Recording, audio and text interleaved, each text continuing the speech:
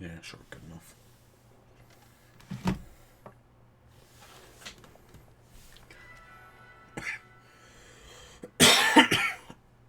Ugh. I don't know what's with me.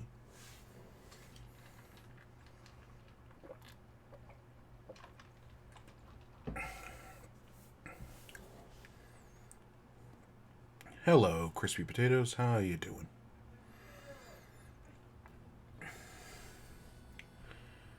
Alright, so here we are, Pokemon Scarlet.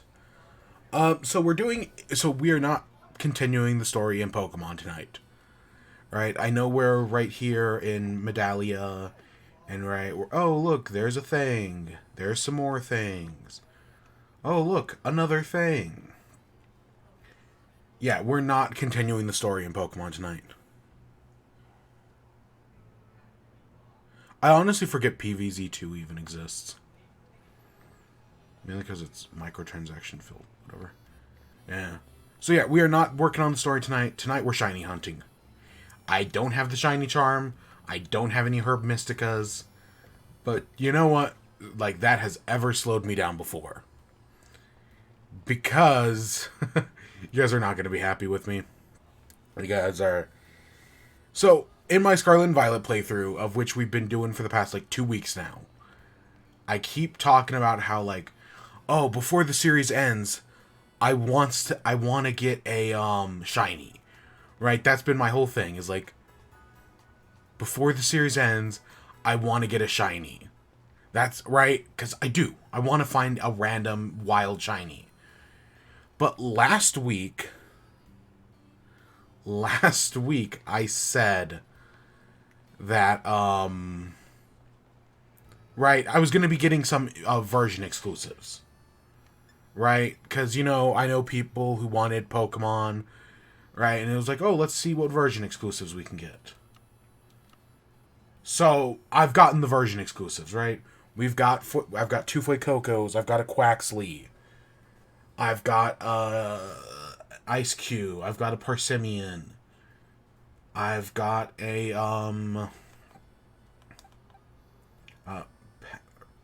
Passimian? It's Passimian. It's much more difficult to... I mean, I believe that, unless you probably buy the microtransactions. I've got a Clauncher, I've got a Gulpin, I've got a Misdrevious, which I did not know Misdrevious was version exclusive. That was one of those things where it's like, oh, wait, what? Because I know we had been seeing Drifloon, but I definitely don't think of Drifloon as a version exclusive Pokemon. Misdrevious I do, but because in Gen 4, Misdrevious and Honchkrow were version exclusive. And then, of course, we've got Dinos and Lavatars, but I've got Bagons and Dreepies.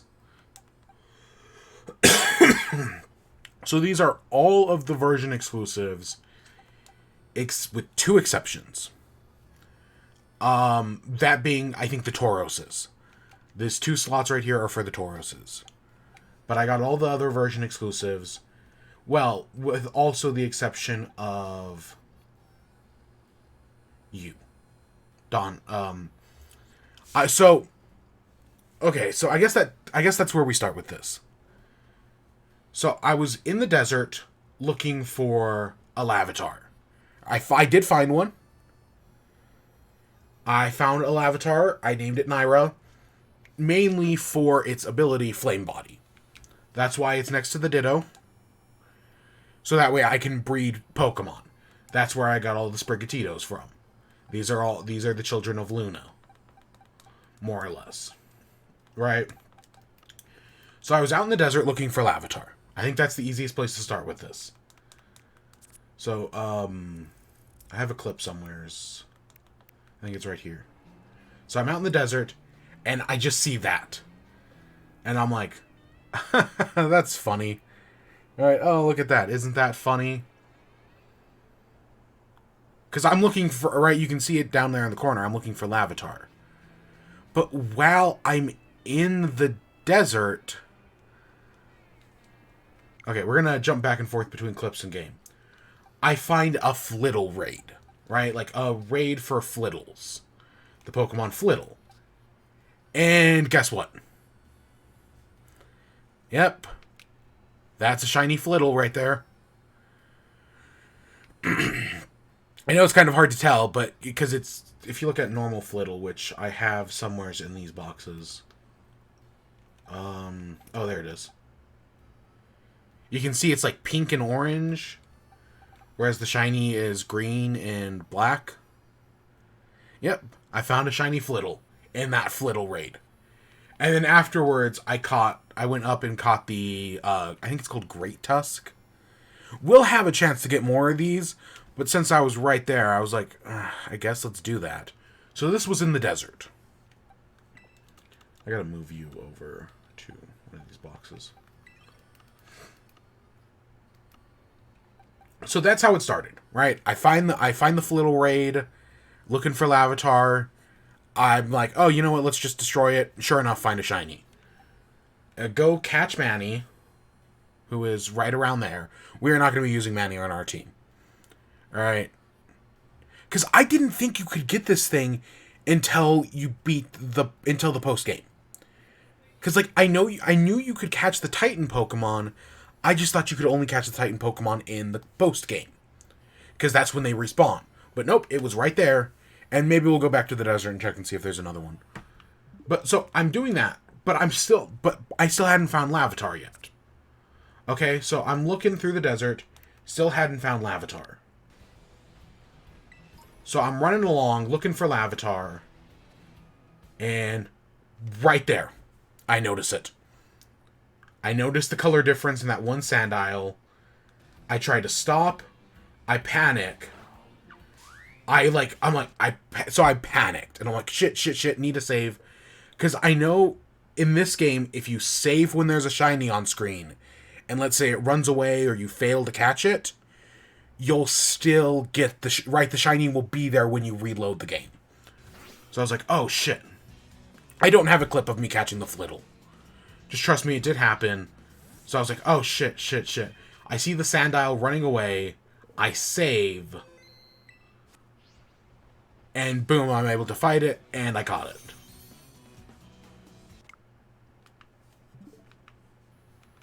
So boom, shiny number 2, Sandile. Okay, so that I was like, what?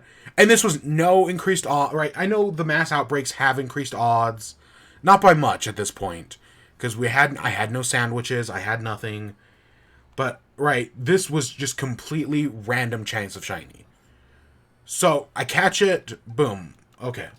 I eventually do find the Naira here, joins the team, Flame Body, boom, raise the Sprigatitos, and then I go around. I was also looking for Stonehenge in the desert, wasn't too hard to find either.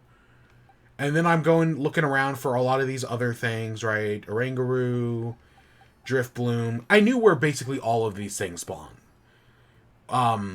Skrelp, I just jumped into the ocean and found one. Right, that wasn't too hard. Because we saw Oranguru, we had seen Stunky, we had seen Driftbloom, I had seen Dino and Lavatar. So I went to pick up, right, Dino and Lavatar and Pupitar. I didn't mean to get... I just found more Pupitars. Right? I just found it, and I was like, yeah, sure. So I went to pick up these Mons. Right? So I was in the cave near... It's actually... Which cave is it? I can tell you exactly where it is. I was in... Alfaranda, and there's this cave right here, like right next to the city. That's where I was. That's where I went and got the Pupitars and the Dinos. Okay. So open back up the box. So I'm in that cave looking for Pupitar and Dinos, and I'm just running around when this happens. So by this point, I had caught all the Dinos I needed. I just needed more Lavatars and Pupitars. So, right, you'll see me pass by a Dino right there. And nope. And so I just continue walking. I head down. And boom, right there. I see it. I stop. And I save.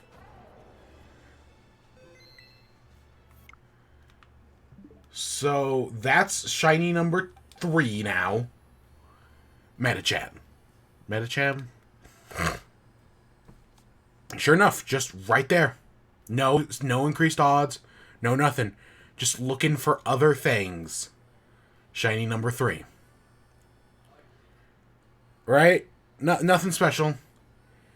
And then I don't remember what I was doing. I was out, I was in the game, and I was like, oh, let's go around, right? Let's go adventure. Oh, look at these max raid dens. Or look at these max outbreaks, I mean. And so I'm seeing these mass outbreaks, and I see one for Swablu. And I'm like, oh yeah, let's go check that out. Right next to it, mass outbreak for Tadpole. Tadbulb, I mean. Not Tadpole. Tadbulb. Sure enough, shiny Tadbulb. You can barely tell the difference. You can barely tell the difference between it. It goes from like an orangish to a reddish. Where's my Tadbulb? I know I have one in here somewhere. There it is. Right, like it's orange, and then this one's red. So yeah, that's 4 shinies, all caught in like 2 days. Right, like these were, like yeah, admittedly these 2 came from mass outbreaks, but these 2 just completely random. Just full odds, right? Nothing's in my favor. But hey, it worked. And yeah. So yeah, I know, right? I talk all this thing about shinies and then I find fucking 4 off stream. So that's why we're shiny hunting tonight. I know we could be doing more Splatoon. Nah, we're gonna shiny hunt tonight. Specifically, we're heading back to the mass outbreaks. Because so I think the mass outbreak, there's one over here. Nothing up there. There's a Psyduck one I don't care about. There's a Magikarp one, a U1, and a U1. Aracuda and Weasel. But the one I'm interested in, and I saw this earlier, was this one. Finizen. There's a Finizen thingy down here. And oh boy, am I interested in that. So that's what we're doing today. We're hunting Finizen down in Port Miranda, Marinata, whatever. We're going to find ourselves a Finizen. Hopefully we're going to take care of the Finizen and find ourselves a shiny tonight. It's not guaranteed, and we only have like 2 hours to do it. I am for sure definitely on a time limit. Oh, hey, look, there's a Driftbloom. It actually took me like a second to find a Driftbloom. I'll admit, I thought it was just going to be like, oh yeah, it's right here. No, it actually took me a few seconds to find one. Because, I don't know, for some reason I remembered them just spawning everywheres. But no, they specifically... The one I found anyways was right next to where the grass gym is.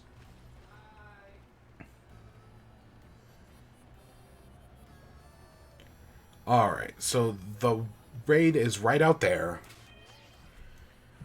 So we're using the method of shiny resetting. So we're going to defeat 60 Finizens. And then we're just going to save, kill the next like 30. If we don't find it, then we'll close the game, open the game back up, fight another 30. Until hopefully we eventually get it. Just got to get some way to, keep track. Honestly, the setup's going to take a minute. But once we do that, it should be fine.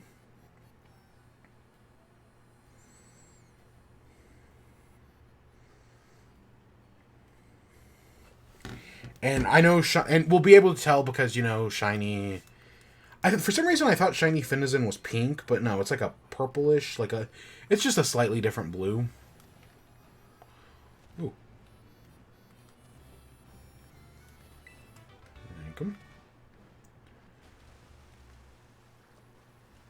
Because the problem is we can't set up a camp in town.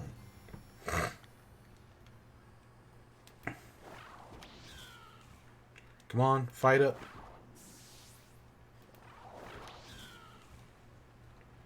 Do you not fight them?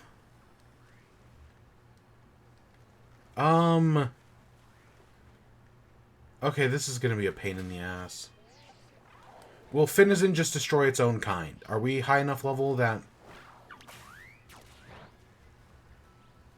Okay, I think we are.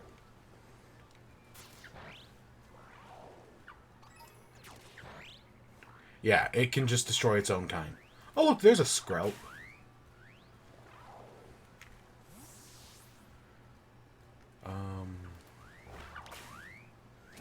Oh, look at it doing little dolphin tricks and playing dolphin games.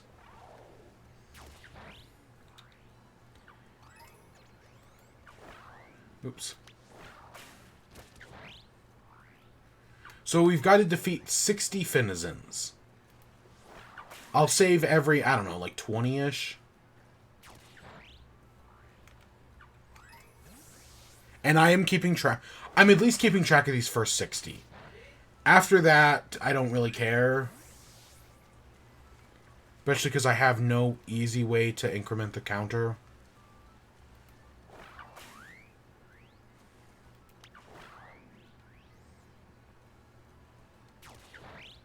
Aren't they just little cutie patooties? It also is clear we have to... Now, we might be able to reset by entering and exiting Port Miranda. That seems to also work. Potentially.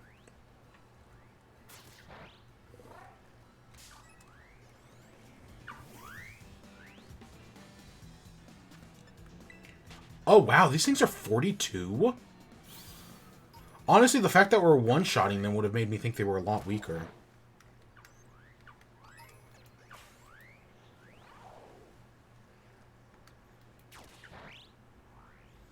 I mean, more or less one-shotting them, I guess I should say. Oh!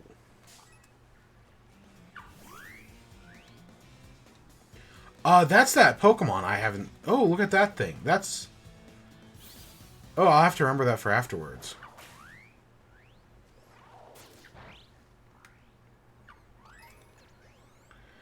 I can't even tell which one's Bide. I mean, I kind of can. Okay, that's 18. 19. And that's 20. Okay, so we'll make our first save there. And we'll kill another 20.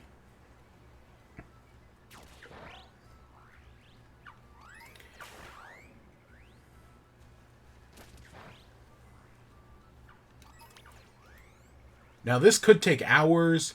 This could take 10 minutes. I kind of don't know, honestly.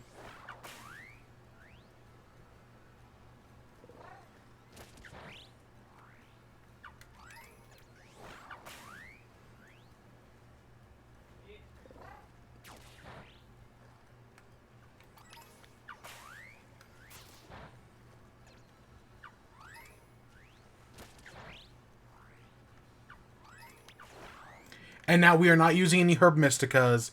We don't have the Shiny Charm. We haven't even beaten the game yet. But hopefully we should be able to do it.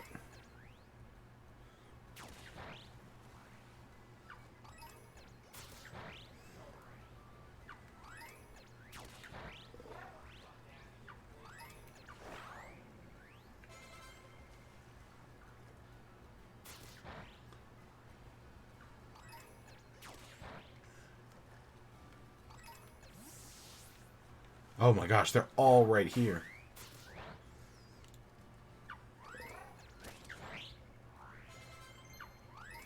Oh, armor just got a new level.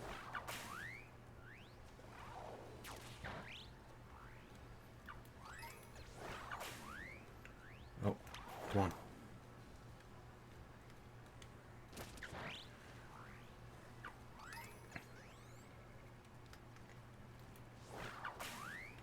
Yeah, it's weird, because it looks like, yeah, I can't use a water... I can only use water types to chain in the water. Which kind of does... Even though I can send out other Pokemon, I can't chain with them. And that kind of makes things more complicated.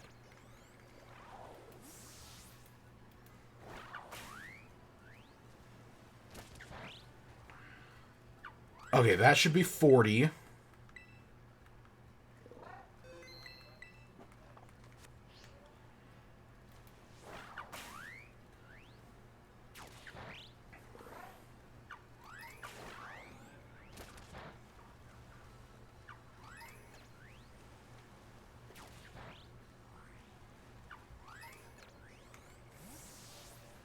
Oh, there's a Gyarados. Ew. Don't want to get entangled with that.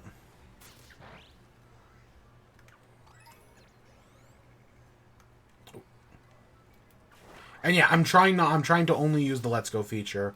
I don't want to actually fight them, because fighting them would take forever.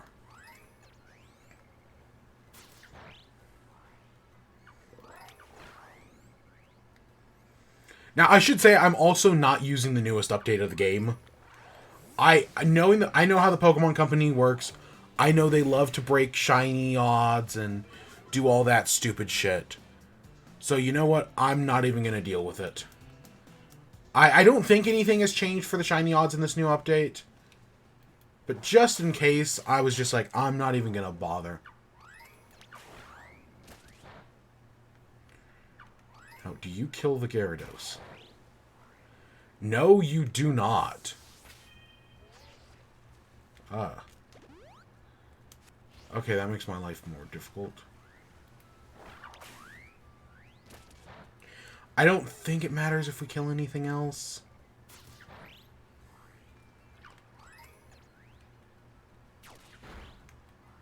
I mean, I don't want to kill anything else, but I don't think it matters if we do.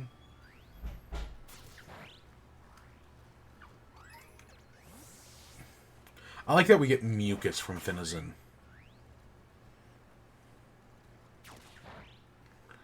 Out of all the weird things we could get, we get mucus.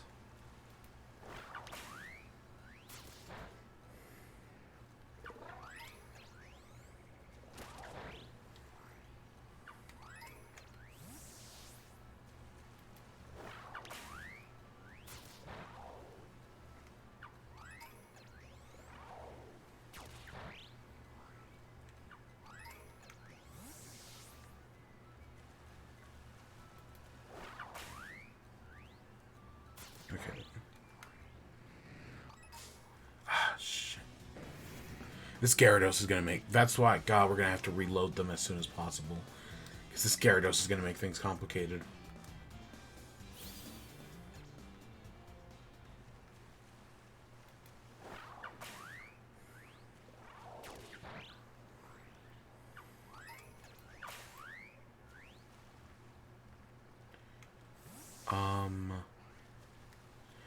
Okay, these should be... I think we want... I usually go for... Just to play it safe, I go for 61. That's 59. That's 60.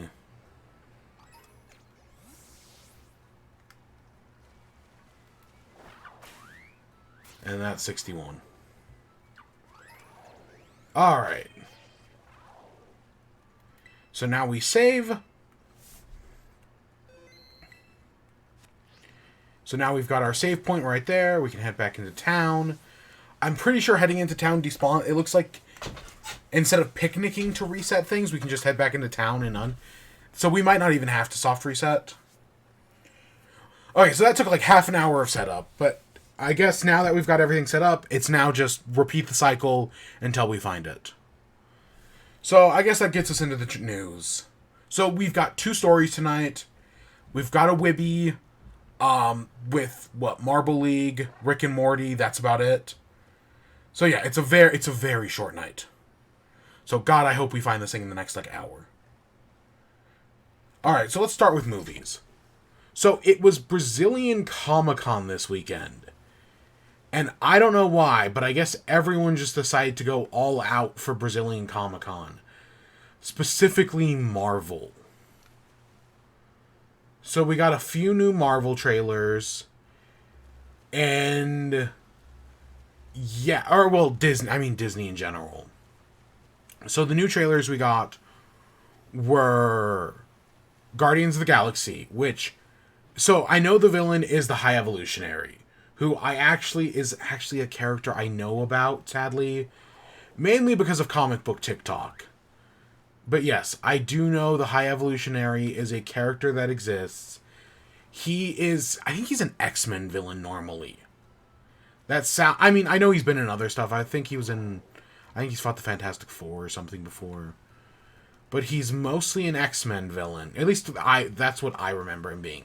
Because, right, the mutants are all about evolving, right? Going to the next stage of human evolution or whatnot. And the High Evolutionary's whole thing is, right, evolving creatures to their next point in time. Which, for him anyways, evolving creatures is making them into furries. Like, that's the High Evolutionary's big deal, is that he makes, like, animal-human hybrids. He is the king of the furries. A very weird character, to say the least. The water's gonna play tricks on me, man. That's gonna be the one hard part about this. Is that I'm gonna see stuff, and I don't know, like, how distinct it is. Are the eyes the eyes are like a bluish color, so I guess that would be an easy way to check if I ever have any questions about things, because these don't attack me. So yeah, the High Evolutionary, right, he turns people into like furry monsters. He does all sorts of other weird things. Again, I remember I think the Moloids and the evolved Moloids and the Fantastic Four are because of him. Oh god, if that was it. Again, I'm just looking for something that's slightly darker. And every once in a while I see something, but that might also just be a trick of the light. But yeah, so I know the High Evolutionary's, right, he's a weird fucking King of the Furries character. But it makes sense, especially when you have a character, because this movie, James Gunn has described as being all about Rocket. Right, this is Rocket's movie. More so than anybody else's. And, right, Rocket is this, like, anthropomorphic raccoon. So, right, him being created by the High Evolutionary, that makes sense. Right, I get that. We see, is her name Lila? I think her name's Lila. And that's, she's an otter who is, Rocket's girlfriend in the comics. So, and she was briefly mentioned in the first Guardians as more of like an Easter egg sort of thing. So that's cool to see that. We see Adam Warlock, played by the villain from the first Maze Runner movie. Villain? Yeah, let's go with villain. I know he's also in like We Are the Millers. I forget the actor's name. He actually does have some serious actor chops to him. I've seen him in... I know those are the first two examples I think of. But I've seen him in other stuff. He can... When he wants to be a good actor. Yeah, he can do some good stuff. He's not even as the villain in Maze Runner. Because I like the first Maze Runner movie. And yeah, he's not bad in it. God, it sucks that we're right on the edge of Port Miranda. And we could easily accidentally just walk into town. So yeah, he's not this... I'm forgetting his name. He's not bad at all. I think he's... Yeah, so that's cool. And I think he'll do a good Adam Warlock. What else do we see? We still... Groot is still chonky as hell after Guardians of the Galaxy Christmas special, which, came out last week. Which I did enjoy. We talked about it last week. Yeah, Groot's chonky as hell. But he does the We Are Groot again. The dodgeball thing with the High Evolutionary, right, with the people living on the High Evolutionary's planet. It looks like it'll be a good time. So yeah, I'm excited. I'm interested. I like the first two Guardians. I like this. I think they're about the same, like, quality-wise. I like them both a lot. I know people mostly view the first one as, like, higher than the second one. But I like the second one as well. I think the second one's also very good. And it makes me cry every time. That ending, man, gets to you. So yeah, that looks great. The next thing they showed off was the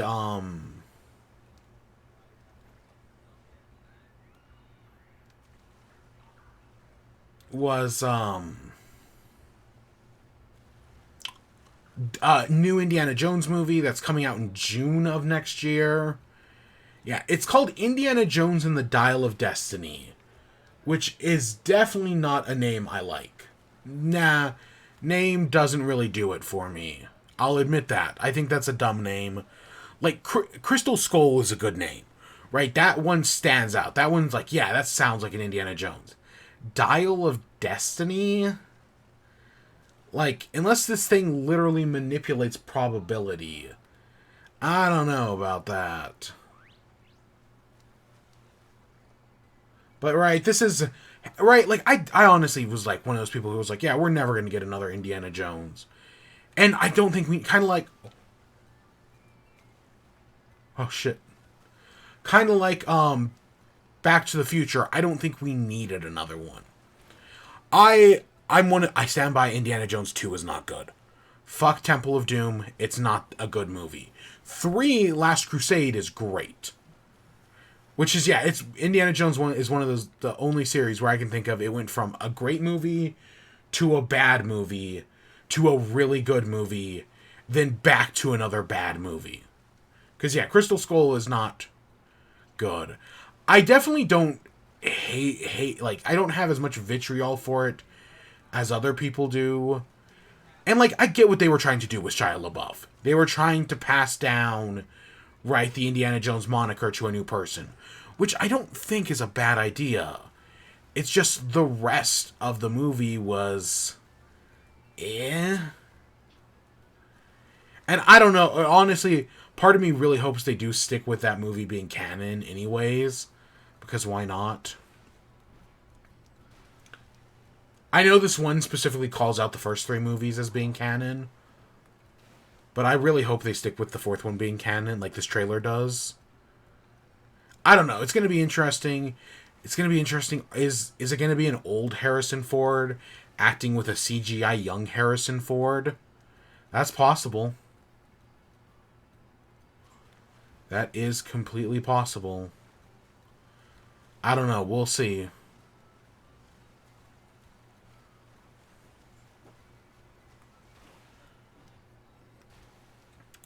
But yeah, it looks like whatever. You know, whatever. It might be good, it might not be. I don't know. I'm open to it being good, but I was open to Temple of Doom being good as well, and that was, again, I don't hate it as much as other people do. And I dislike Temple of Doom. And like I'm like, "Oh, Temple of Doom is so bad." But that's only because everyone's been tricked into thinking it's a good movie. It's not. Temple of Doom is not a good movie. You've been tricked into thinking so. But it's not. It really isn't. So yeah. What else? Any I know there was other. Oh, we got a new Transformers. I'm saving the big one for last, obviously. We got a new Transformers movie trailer. Monkey robot. Very classic Optimus Prime design. At least it looked fine to me. Right? Like, Bumblebee had just a great Optimus Prime design. But I didn't actually see Bumblebee. I've just seen clips of it online. And, because I did not see the Transformers in the last night. The last one I saw was the one with Transformium. I think it was where they made Galvatron. And then I think it was last night ended with the reveal that the planet was Unicron, which is a very interesting idea. But who knows? But then they made Bumblebee, which I heard was fine. See, that's gonna suck if we see something like that. Ah, God. We're really in for a treat today.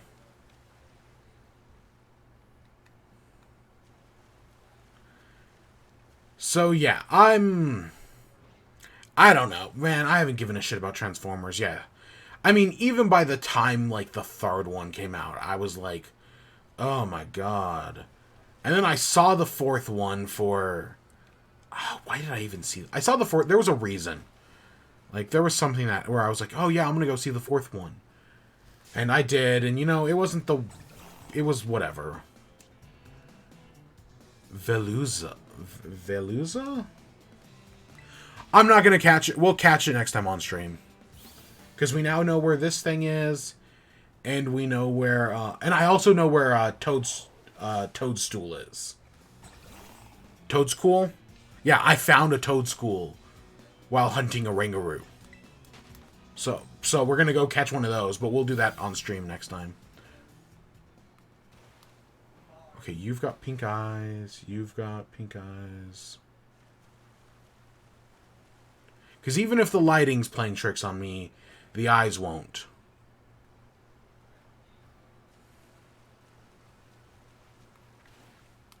So yeah, who fucking cares?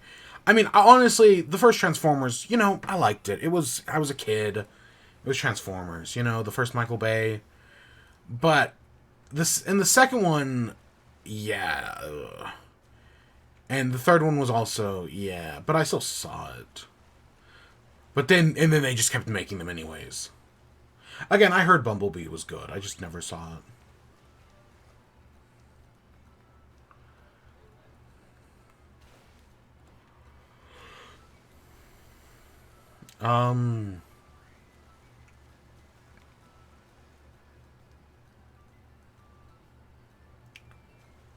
So yeah, whatever.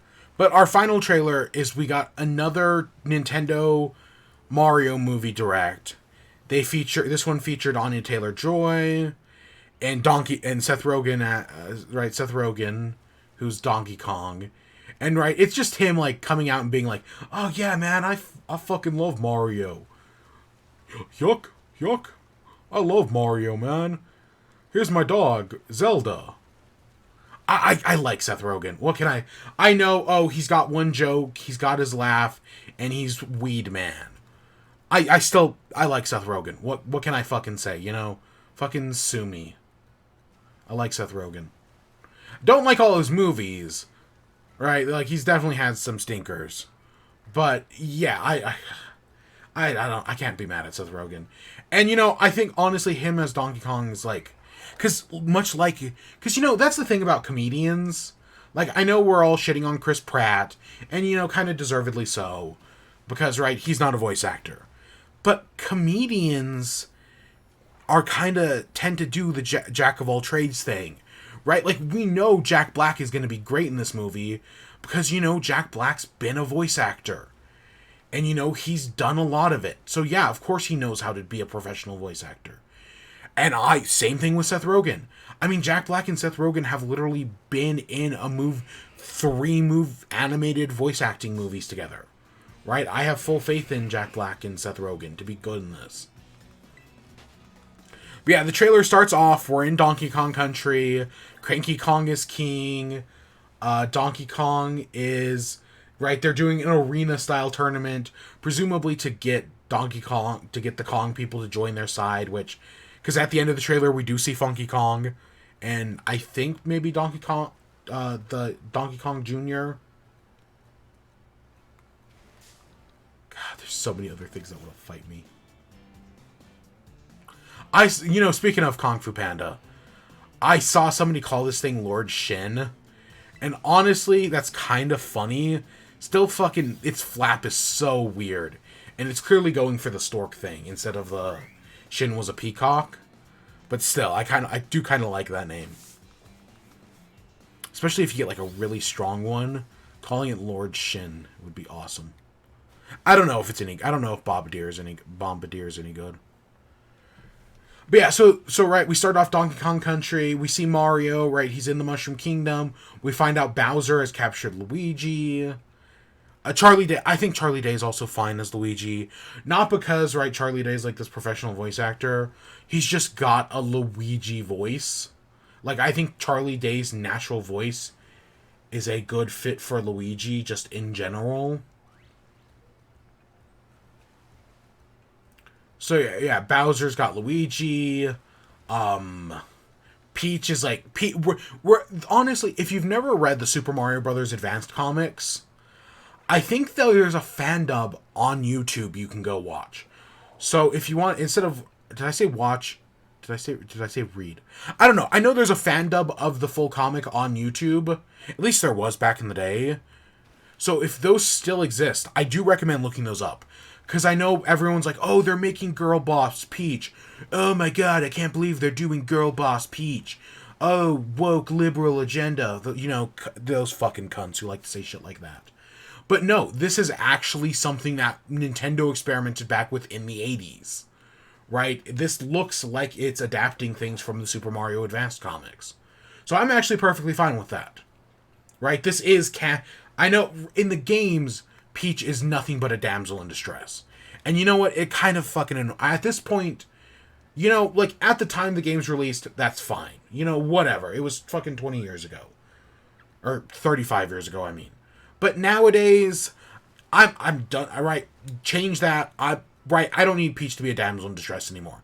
I also don't want Bowser to be the antagonist anymore. But that's a whole other thing.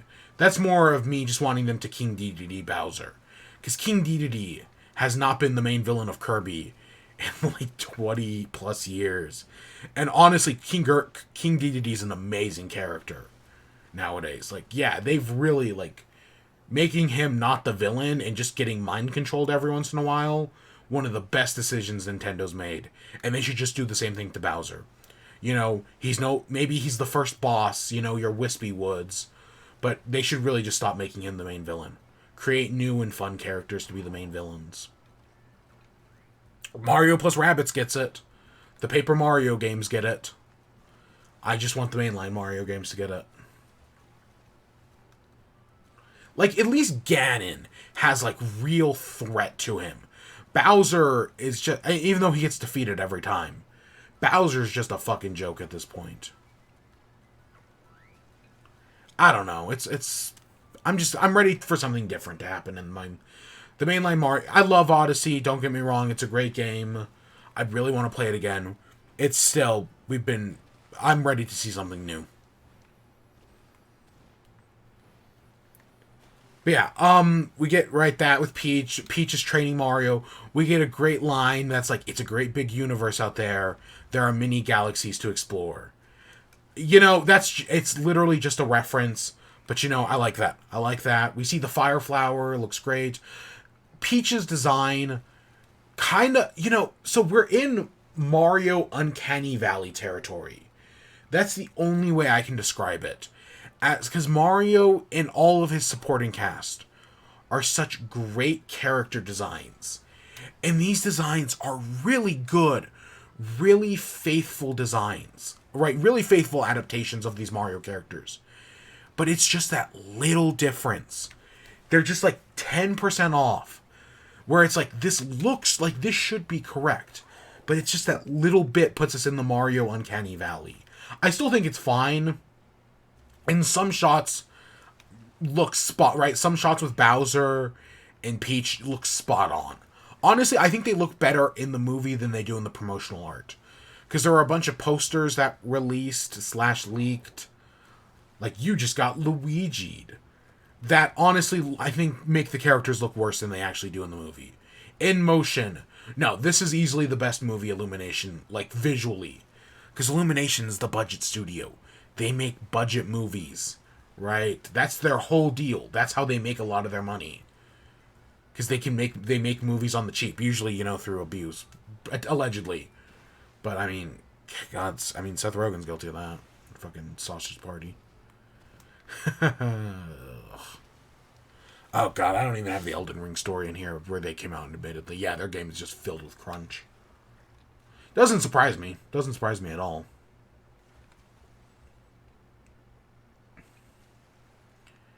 But yeah,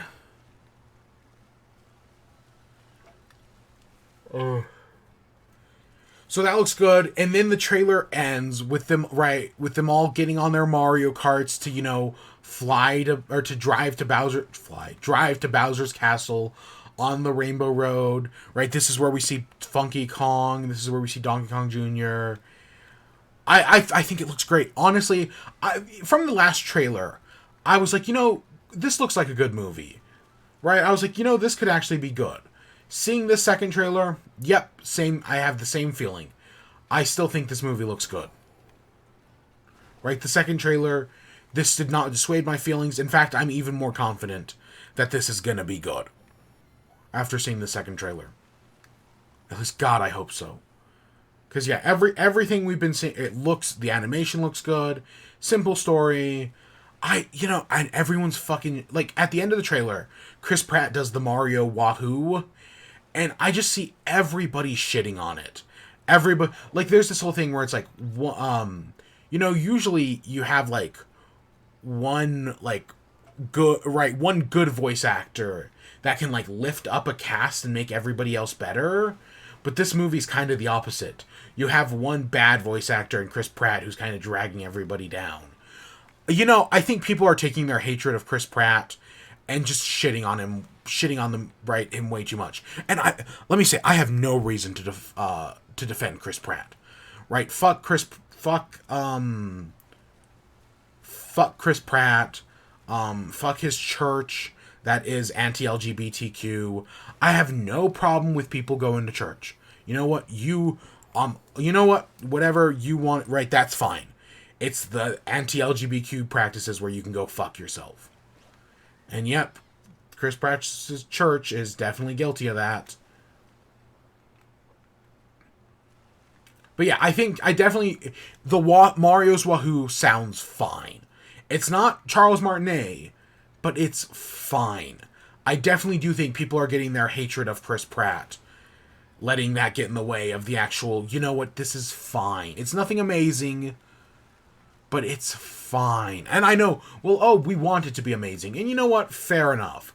But I've definitely seen people be like, this is the worst thing ever.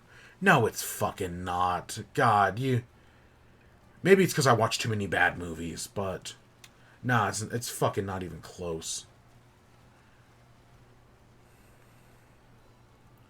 I mean, I've seen fucking... What's-his-face Charlie Sheen give performances that are 1,000 times worse than this. But yeah, so I think the movie looks... Right, I think it looks good, right? There's been no gangster... Right, because everyone was like, when the Mario movie gets revealed, we're going to get a Gangster's Paradise trailer or a Pharrell Williams Happy trailer. Nope, that's not what they're doing. They're making serious trailers that are taking this movie seriously. Honestly, I'm very impressed on either Illumination's restraint or Nintendo's tight grip. Either way, it's working out. So yeah, I think that looks great. So the next thing on the docket... So there was supposed to be a Smash tournament. I want to say it started December 9th, so like a week away. They were going to be doing a Smash tournament called the Smash World Tour. But this week, it was shut down by Nintendo. So this is the story I have. I wrote this down when the news broke. Some of this information may be incorrect now. This is what I have. So that's what I'll say at the moment. There might have been some sort of update that I did miss out on. But this is all the information I have. So yeah, it's the Smash... It was supposed to be the largest Smash Bros. Tournament ever. Which, Nintendo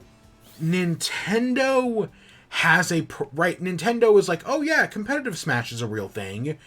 What's our prize pool for winning a competitive Smash Bros. Tournament? How about a $20 gift card to Panda Express? Does that sound good? Right, like you see these things like the Overwatch tournaments, or the League of Legends tournaments, or even, right, Dota, Counter-Strike, where you have these prize pools of millions of dollars. And Smash Bros. Tournaments are like $50, right? A $50 eShop card. Because Nintendo does not take these things seriously. Like, these are... I know these tournaments cost money, right? And definitely the winners get a lot of money. But it also... Right? Counter-Strike is a very fucking big game. League of Legends is a very big game. And a lot of these games owe their success to, these tournaments, right? Because the more people watch these tournaments and then are like, oh, I want to play these games, right? Maybe, right? There are all those people who have the false hopes of maybe I'll be a professional Counter-Striker or I'll be a professional League of Legends player. Like, less than 1% of people actually get that, right? It's the same chance of being in, like, the NFL or whatever. But it's still interesting nevertheless. I know more, like, a lot of colleges now have esports teams and whatnot. I know right as I was getting out of college, my college has an esports team that did Smash Bros, that did League of Legends. I think they did Dota. I think they did Rocket League. I don't know. Honestly, I think I might have interacted with them like once. So yeah, that wasn't really a thing I was interested in. But yeah, I know esports is a very serious thing nowadays. Right? But Nintendo just doesn't fucking give a shit. And I mean, that's their right to. But in the process of not giving a shit, they're also stopping other people who do give a shit. Because yeah, they were trying to create this giant Smash Bros. World Tour. But it's been shut down. So there was this other tournament that Nintendo was supporting called the Panda Cup. And at the time, Nintendo claimed that, oh yeah, well, we're helping out, while we're supporting the Panda Cup, we are not doing an exclusive tournament thing, right? If other places want to do tournaments, that's A-okay with us. And right, so this thing fitted in here, but now it's been shut down by Nintendo, and they claim that the reason why this whole tournament was shut down was because of Panda's CEO, right, asking Nintendo to shut them down. And again, we were only a week out. Up until, like, this, right, they found out, like, right before Thanksgiving. And up until then, right, they had been on fair terms with Nintendo. Now, from my understanding of the situation, nothing was off with Nintendo. So they speculate that, yeah, it's outside factors that shut them down. Right, that Panda asked Nintendo to do it. And, knowing Nintendo, that wouldn't surprise me. Because, again, they don't give a shit about esports. They don't take it seriously. And I know, as, like, a larger society, we don't take esports seriously. Everybody goes to football, right? People watch football. People watch the World Cup. But, yeah, no, Nintendo really should... Because, again, I know Nintendo still sells millions of games anyways. But yeah, Nintendo should take things more seriously. I mean, are Pokemon prize pools good? Because I know competitive Pokemon's a big thing, and the Pokemon Company does support competitive Pokemon. I just don't know if it's like super serious, if it's got big prize pools. I honestly don't entirely know. I really don't keep... Like, I've made competitive Pokemon, and I will be making competitive Pokemon in this game. I just don't know if competitive Pokemon's taken that seriously.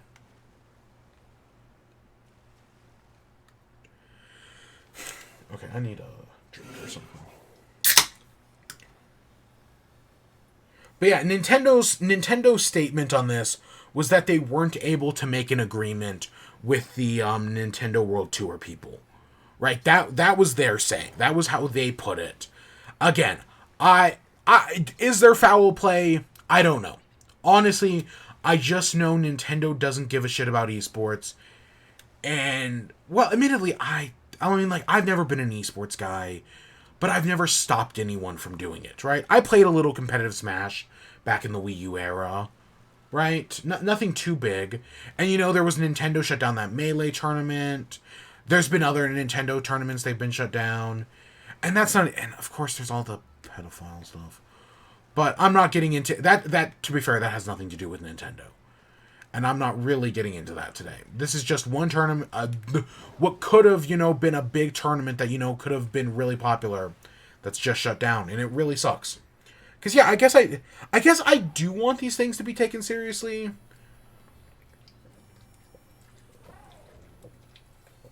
Oh. And the problem is, all the major esports games, right? Your Rocket League, your CS:GO, your Overwatch, or just don't games I don't care about. Yeah, I played a little Rocket League. I haven't touched Rocket League in like 6 years. Maybe. I don't remember. When did Rocket League come out? I have no idea anymore. Yeah, I played Overwatch. I haven't touched Overwatch in, I don't know, like 4 or 5. It's been a while. And I'm definitely not playing Overwatch 2 now. Fuck that. Fuck Activision Blizzard King. So yeah, that's the whole thing there.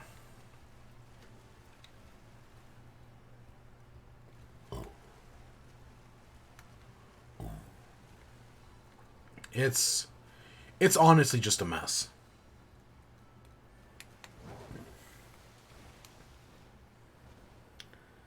And yeah, that's our 2 news stories for tonight. Not much at all. Blow my nose.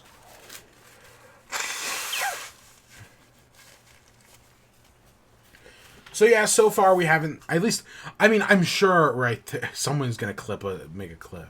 I mean, if people actually gave a shit, they would make a clip of me, right, finding it, and then just not realizing it. But so far, I've been looking and I haven't seen anything. I at least am assuming that the fact that heading into town, right, brings up all these new mons, right? They're not just 1 for 1 in the same spot. Counts as a reset, kind of like camping does, right? Because normally you do a camp reset, and that works fine. So I'm assuming everything is, fine. We just haven't seen. It's just that we need that one that looks a little different and has a different eye color. The second we find that, we're all good. And we may, again, right now we've got a +2 boost on shiny odds. We're 1 in 1,000. Which is, admittedly, I think it's normally, 1 in 4,000? So maybe it's 1 in 2,000, I kind of don't remember. I swear shiny odds used to be 1 in 4,000. That sounds right in my head. But I could totally be wrong. So our odds are not great. I mean, if we were using Herb Mysticas, definitely. But I don't have any Herb Mysticas.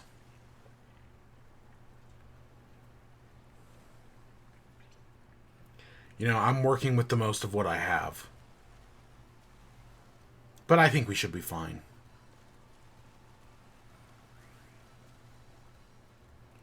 And for every shiny I found in a raid, right, for that, all those shinies I was showing off earlier that I found in raids, there were at least 3 or 4 raids I went to where I found nothing. I should say that, right? Like, for every 1 I did find, there's, right, 3 I didn't. Not that I was actually, I was just doing the raids to do the raids. The chance of me actually finding anything was definitely not guaranteed. Not by a long shot.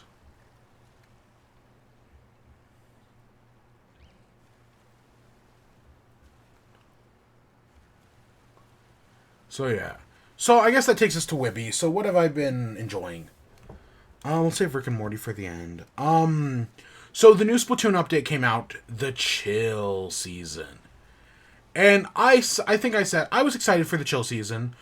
I was able to get level 100 in the I think it was called the drip season.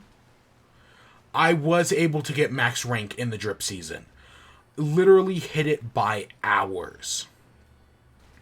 Right? Like, literally within hours, I was able to get max rank. I was not, however, able to get up to S+ rank before the end of the drip season. Or, not S+, just S in general. I was not able to get to S rank in the drip season. So I was at, like, I think I had, like, I was A+ at, I want to say, like, 1,000, right? So I was A+ 1,000. I literally maybe needed 100 more to level up to S. Because I made, like, 3 attempts at getting S rank, and I just couldn't do it.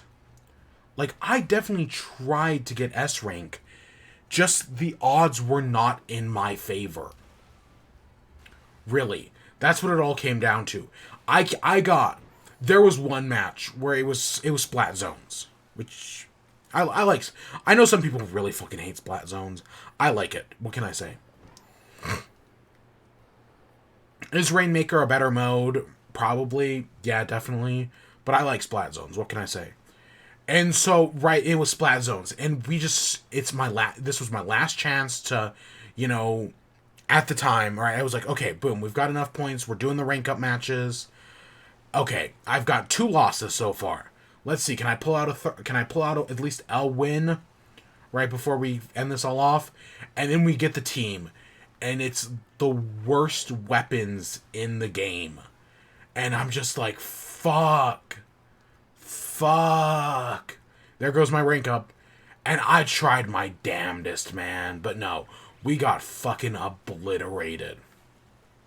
So I ranked down, so I got stuck in A+. I got stuck at like 1100. Or not 1000. I think it was 1100 to level up, 1000 to do the rank up. Or I was at 1000 and it's 1100 to rank up. So there's like a 100 point difference. So I'm stuck right there. Season switches over. Okay. I knew that, right, depending on your performance, you could go down in rank. At least down to B rank. I don't think you could go down to C. So I was like, okay. Well, unless you were already in C. But I was like, okay, you know, I know I can't rank up to S, but I've been doing pretty good in A. Because I literally have had some great matches in A rank. It's just, I couldn't rank up to, I just couldn't get, when it came to getting rank up matches to get into S, I was having terrible luck, right? Things just weren't going my way. But other than that, I had been doing okay in A rank. New update drops, I go from 1,000 points all the way back down to 200. All the work I had been doing to get to the top of A rank, gone. I'm right back. I lost it all. Fuck. I knew I was going to lose some, right? I did not think they would take 800 fucking points from me. Because I was right there. I was right on the cusp of S rank. I just couldn't get it. And nope, that was all the game needed. Oh, well, yeah, you're an A+? Nope. Now you're back down at the very bottom of A-. Fuck. That sucked. That, getting back down to A-, because that's going to take me forever to get back up there. Because I got to A rank pretty quickly. But getting to S... Right, I've been working on S for like a month now. And now all that progress is gone. Because I don't play a lot, you know? Like, at most, I was playing like once a day. I don't play an insane amount of Splatoon. I play like once a day. So I had been slowly curating up to S rank. Nope, that's all gone now. That annoyed me. That annoyed me so much. Mainly because I was right there. I just needed one good rank up match and I could have had it. And I just could not get that good rank up match. Nope. The odds were never in my favor. I know, right? I'm putting the blame on other people. Don't get me wrong. I definitely also know it was my fault as well. Right? I was fucking up as well. I was choking under the pressure, but I also had some terrible teams. Some terrible fucking teams.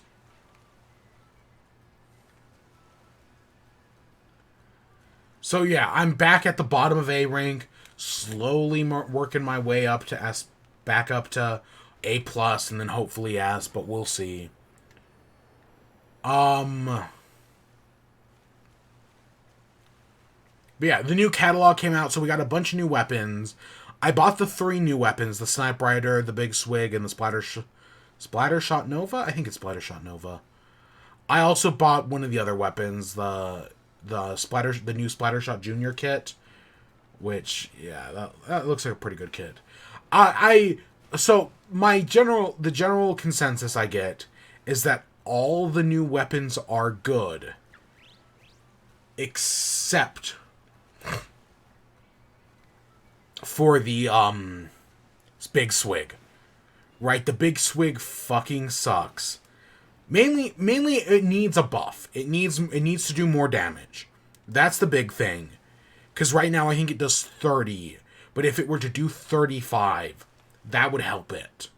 But that wouldn't save the kit. Because they did it again.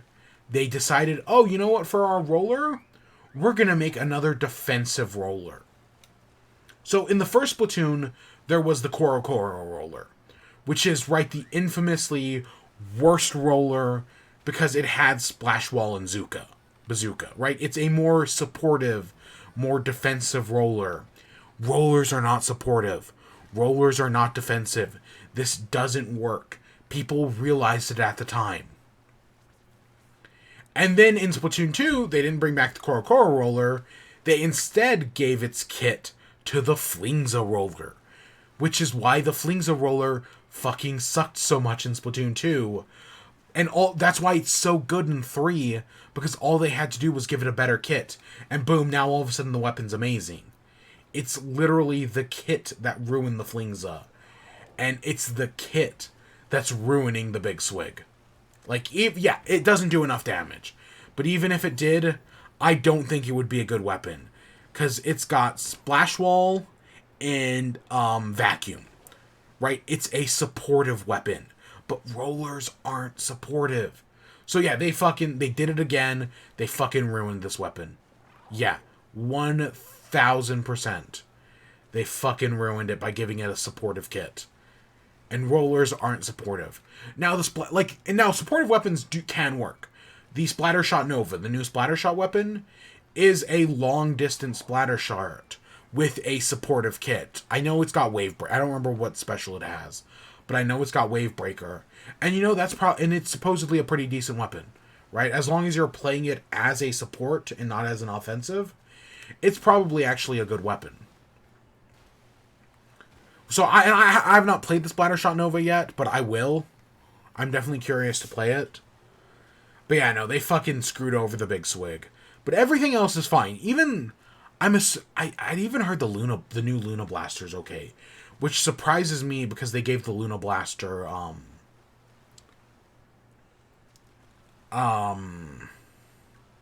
Hammer.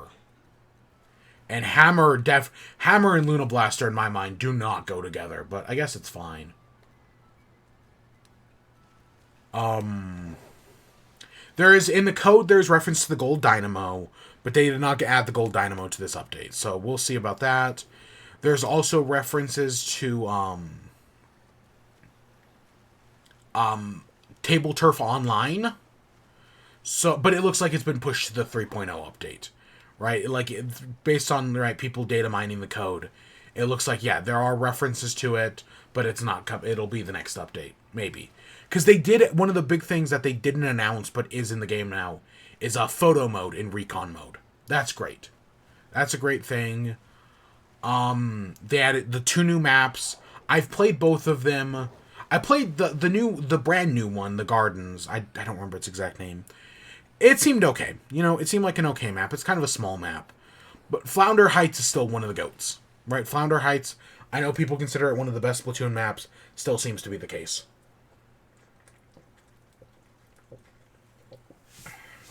So nothing has changed there. People still really like Flounder Heights. And yeah, I definitely don't blame them. I know they've changed the map a little bit. Like, they got rid of some of the sides, made the spawn a little bit bigger. But it seems like that hasn't really affected things. Overall, it still seems like a very good map. So good on the new Flounder Heights. I think I played Tower Control in it. And yeah, it worked fine. Yeah, I used the Big Swig. I used it in, because it still has, like, a very big painting area. So it might be okay in, what's that mode called? In, Turf War. And it might be okay in the Splatfest, but definitely in a, like in, Anarchy Battle, nah, Big Swig's fucking unusable. Which sucks, man. I was excited. Carbon Roller Dynamo sounds like a good idea. I think this weapon had potential. And again, maybe a buff, like a damage buff, would help it a little bit. But I don't think you're going to be able to get past that kit, man. I really don't. I think the kit ruins it. Is there a way to, here's something I was thinking. So I know this game has a day-night cycle, right? That's not controlled in real time, right? It's completely dependent on the game. I think I've said that before that was a good idea. I like Legends Arceus' day-night cycle. Is there a way to change what time of day it is, though? Because right now we're at night. Because it's so much easier to tell whether these Finazons are shiny or not in the night. I know we haven't actually seen a shiny yet, but, like, I feel like I have no questions about whether or not this is shiny, right? Like, I see that, and I'm like, yeah, no. Right? There's a lot. It's definitely easier to shiny hunt in night. At least near water, anyways. So that does make me wonder, because I know in Legends Arceus you could just go to, like, a thing, you could just go to a campsite and go to sleep. But as far as I know, I would think, like, oh, maybe you could open up a picnic and go to sleep, and that would allow you to get the time of day you want. But as far as I can tell, no, that's not how it works. And, that kind of sucks.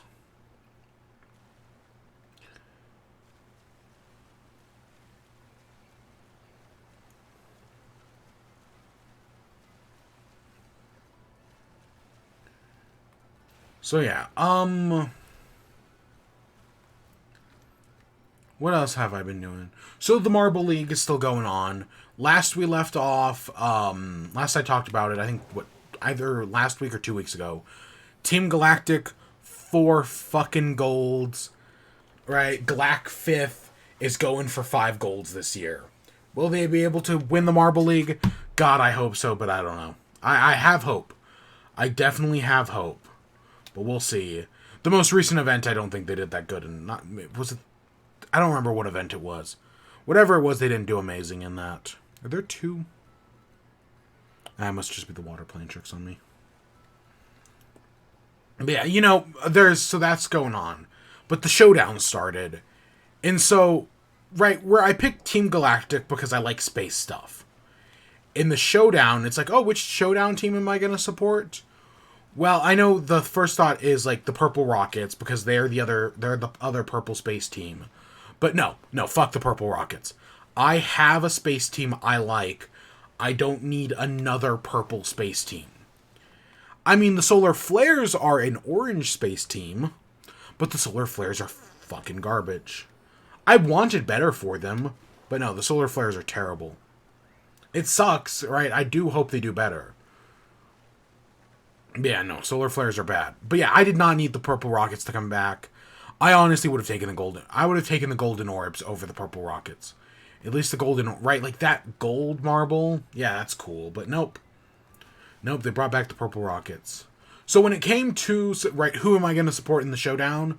I was like, because I made that connection a few weeks ago, right? Like, oh, I'd never put together Team Galactic as in Pokemon team until I saw Team Plasma. And then I was like, oh shit, Pokemon? Because that was not intentional. Like I said, I supported Galactic because I like space, not because of Pokemon. Team Plasma, however, I'm supporting in the showdown because of Pokemon, right? Like, that's literally the only reason why I'm doing it. Pokemon. So I'm supporting Team Plasma in the showdown, and they have fucking come to play. They are currently winning the showdown, getting a medal in 3 of 4 events. Fucking nice job, Team Plasma. Because they've got a gold, a silver, and a bronze. I think they came right out of the gate and won the Swing Wave, which is an event I do like. I like the Swing Wave. I think it's an interesting event. With a 39 out of 40. Great showing right off the bat from the Team Plasma. And then, right, I think they came in second in the water race. And then they came in third in the relay. So, yeah, and I might have the relay and the water race backwards. Either way, they did great. So I was really impressed with Team Plasma. But I also have to give it up to the other new teams. Purple Rockets are doing okay. I think they're in like 7th. Right? Whatever. They're doing fine. But the Wolfpack and the Blackjacks are also doing fantastic. Wolfpack is, I want to say, in like third. The Wolfpack is in second or third, and the Blackjack is in third or fourth. That sounds... God. They're all... Of the 4 new teams, 3 of them are in the top 4. So that's great. I think the Turtle Sliders are the other team, which really fucking surprises me, because I had Turtle Sliders as the worst. Right? I used to make... Right? I think I joked, right? Pinkies are the worst team in the league. And now that the Pinkies are doing well, that makes the Turtle Sliders the worst team in the league. But now the Turtle Sliders are doing good in the Showdown. Of course, the Showdown is not the main league. So winning the Showdown actually matters very little. Right? Winning the Showdown doesn't matter. What matters is not losing the Showdown. Because the bottom 4 teams in the Showdown get relegated to the Showdown next year. They don't even get a chance to qualify in the main league next year. So my predictions had been the Turtle Sliders, the Cobalts, the Limers, and probably the Solar Flares, honestly. And I think the Cobalts 100% are down there. The Cobalts are doing fucking terrible this year. I think they even got a DNF. Team Momo, I think, is down there as well. I think Team Momo right now is pretty low, which sucks. You know, Team Momo... I feel bad for Team Momo fans, because you could be good. But you also... God, your team just sucks. Right? Like, they've been doing terrible. I want them to do better. But I think they also did get a DNF in there somewheres. I think I said the Limers are low down there. Turtle Sliders are doing good for some fucking reason. I don't get it.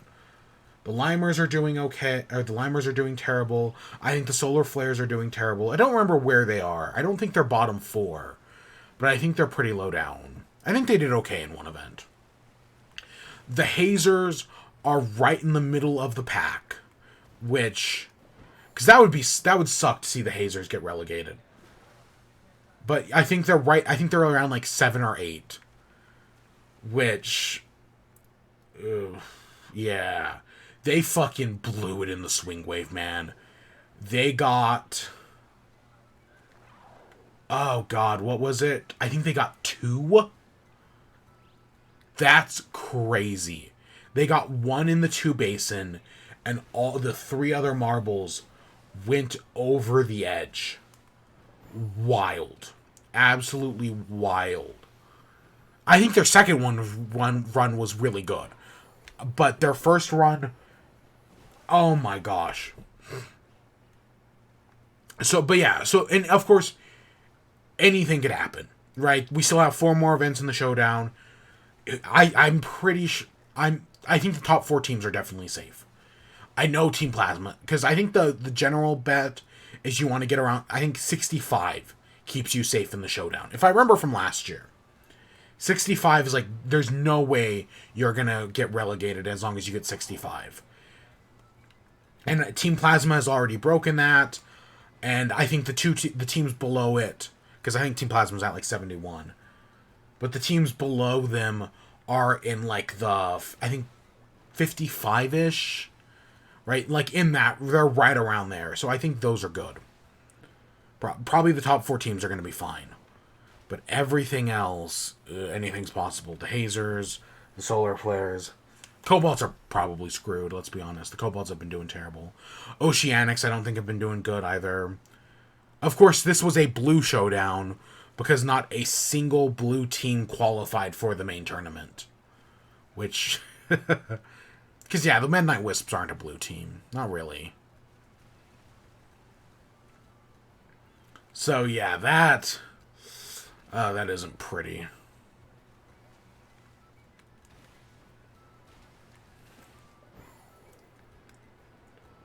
But yeah, the Showdown, I know the next event comes out tomorrow. I think it's bowling of some sort, so that should be interesting. And the Showdown continues next week. Marble League's been going almost a month now. Honestly, it's kind of crazy to think about that it's been already a month. I think it started like November, like 3rd or something like that. But yeah, I've been enjoying the heck out of the Marble League, but that's because my team's doing really well. Of course, there's still time. There's still what, 6 or 7 events. There's still time to blow it. But you know, we're doing pretty decent. I'm happy.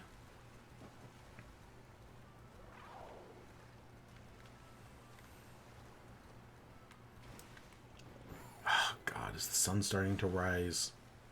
Shiny hunting at night was so much better. It's so much easier to... Like, I can just, like, look over at the branch of all these people and be like, yep, we're all good here. So, yeah, that's been the Marble League. You know, very, very solid. What else? What else did I have to talk about this week? Oh, so, well, I'm not going to fully go into everything. So, right, we finished Amphibia a few weeks ago. And I really enjoyed Amphibia. It's a very good show. But then it was like, okay, well, what do I start next? Do I finally watch Arcane? Do I watch Cyberpunk? Do I watch Bee and Puppy Cat finally? Nope, I did none of those.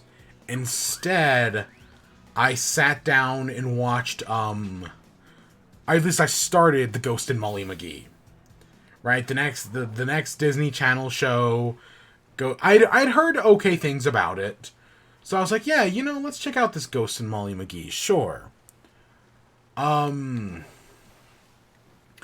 Ghost, Scratch is fucking Frylock, or not Frylock, Master Shake, who I pegged immediately. It's like, yep, that's a super recognizable voice. Oh my gosh. And he does a good job. The voice actress for Libby is so familiar, but I cannot place it. Even looking her up, I was like, I've heard your voice before. I just don't know where. Because, like, I looked her up and I was like, I don't recognize any of these things. So I have no idea. But it's super familiar.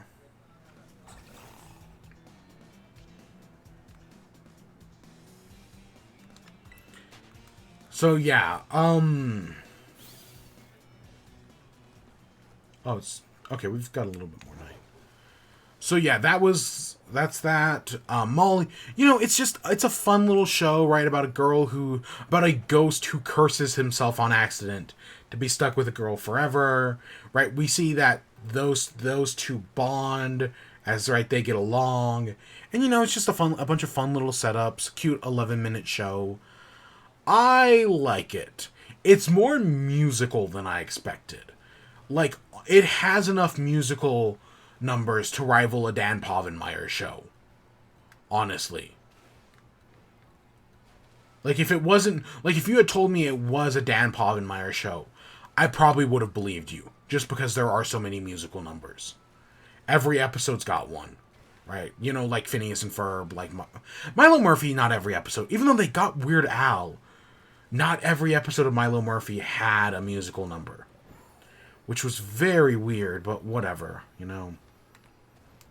I mean, it's better than when SpongeBob got David Bowie and then just didn't give him a musical number. That was very weird. So it's at least better than that. But yeah, no, it's a cute little show. You know, I'm enjoying it. You know, you've got Scratch, you've got Molly. The family's fun, right? Them working. I like that bit of continuity that, right, oh, people are getting happier, so this is pissing off the Ghost Council. That's where this is all going. They rebuild the dome in, like, one of the first episodes, and then in future episodes, the dome keeps showing up. So I like that bit of continuity. You know, it's just a fun little show. The one with Libby's bat mitzvah was great. That was a great little episode. I liked that one. But yeah, I'm maybe halfway through the first season. I think there is a second season, but I'm watching it on Disney Plus, and Disney Plus only has a first season. Maybe a second season has been announced and hasn't come out. Maybe it's just not on Disney Plus yet. I don't know. We'll see. You know, I can never tell with these things. So, but so far, I'm enjoying it. I'm like, yeah, this is a fun little show. So yeah, should I probably watch be in Puppy Cat or whatever else first? Yes. Probably, yes. A Cyberpunk. Yeah. I have not been watching any anime. And we'll talk more about Ghost of Molly McGee once I finish the first season, but yeah. I have not. I've been wanting to watch an anime, I just don't know what the fuck to watch. I realized the Quintessential Quintuplets movie comes out this weekend, and I'm like, oh, I should go watch that. Just me alone, some guy in his 20s, watching the Quintessential Quintuplets movie all by himself. I fucking love that show, man. It's such a good concept. It's got such fun characters. Yeah, I like Quintessential Quintuplets. I liked it enough to start reading the manga. Never did finish. I know how it ends, sadly, but I never did finish it. And it's not that knowing how it ends ruined it for me. I want to say that. Like, knowing how it ends did not be like, oh, well, now I'm just going to stop reading it. No, I still want to read it. I don't know. I think I just got distracted or busy or something, and I just haven't picked it up since.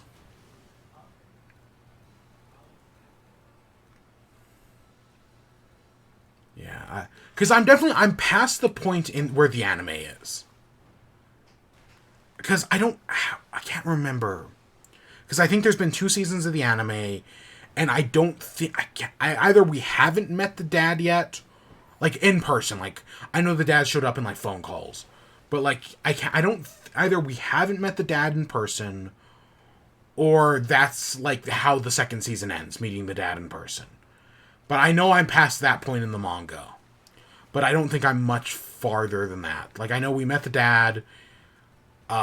Spoiler alert, he hates the main character. Because, right, he's not good enough for his daughters. And that's kind of all I remember. I know... Oh! I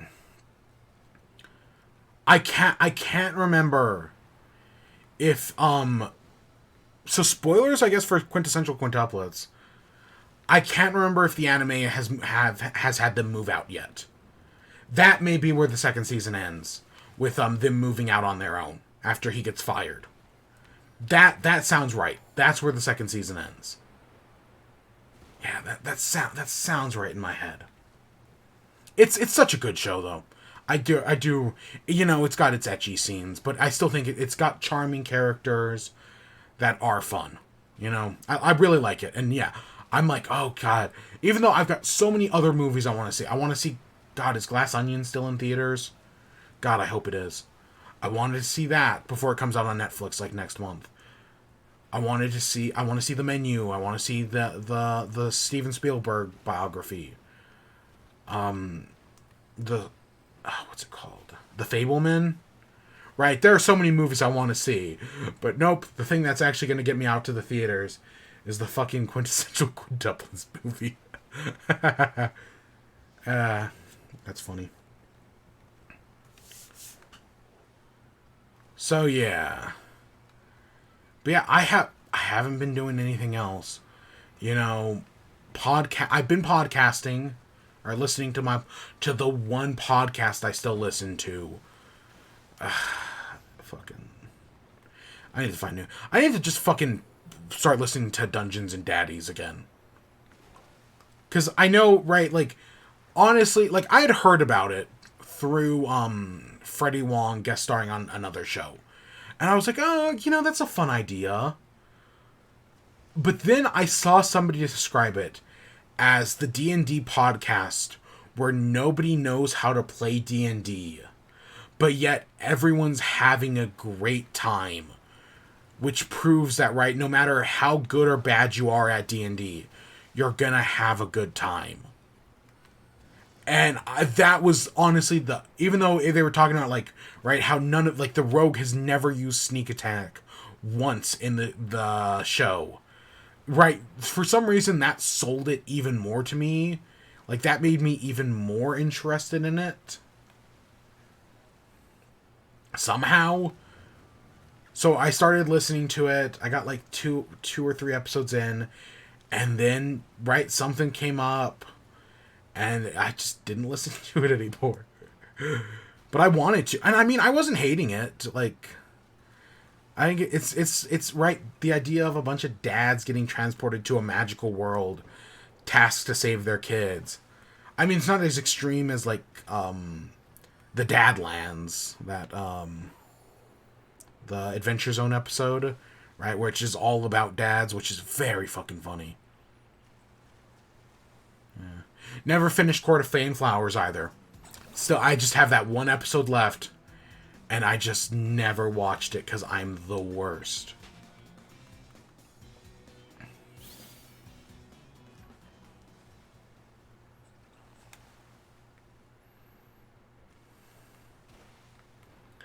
Yeah. No, so I've got plenty to do. I just don't fucking do any of it because I'm the worst. What do I do? No fucking clue. Work. Eat, sleep, Fortnite, repeat. Oh, I did the new episode of Game Changers. Because the Game Changers is in its, what, 5th season? 6th season? I kind of don't remember. I want to say it's the 5th season. And they kicked it off with Sam Says, which was, a lot of fun. The ending was great. Because they didn't know what was going to happen. So that was good. Right, what will they do? Oh my god. I just think because Zach got completely fucking screwed over there. Right, with the betting question. And I mean, I get why he got screwed over, but yeah, no. Like, cause yeah, he didn't say Sam Says, but yeah, whatever.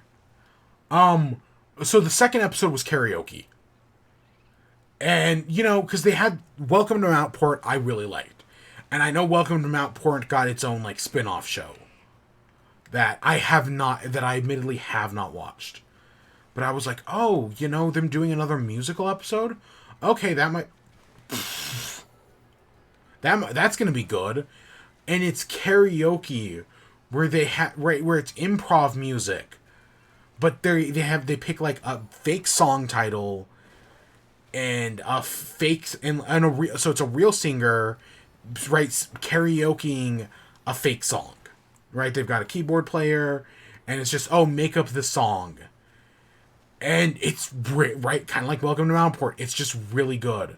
The clip that I know has been going around is the Sisyphus one, and yeah, the Sisyphus one is really fucking good, but the rest of the episode is very solid as well. So yeah, I definitely do recommend it. I think I think Game Changer / College Humor have just been doing fantastic work recently.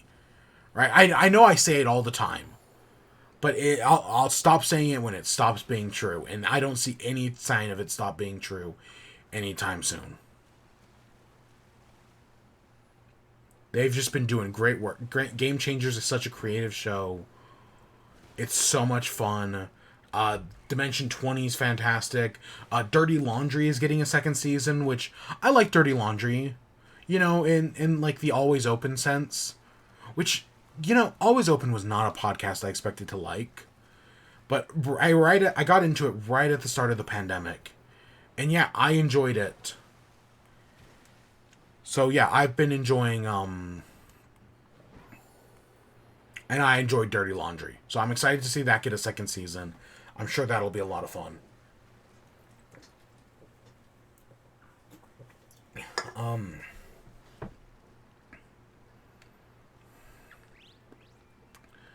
And yeah, I think that's been it. I really have not been doing anything else. Well, other than, like, work, but yeah, you guys don't want to hear about that.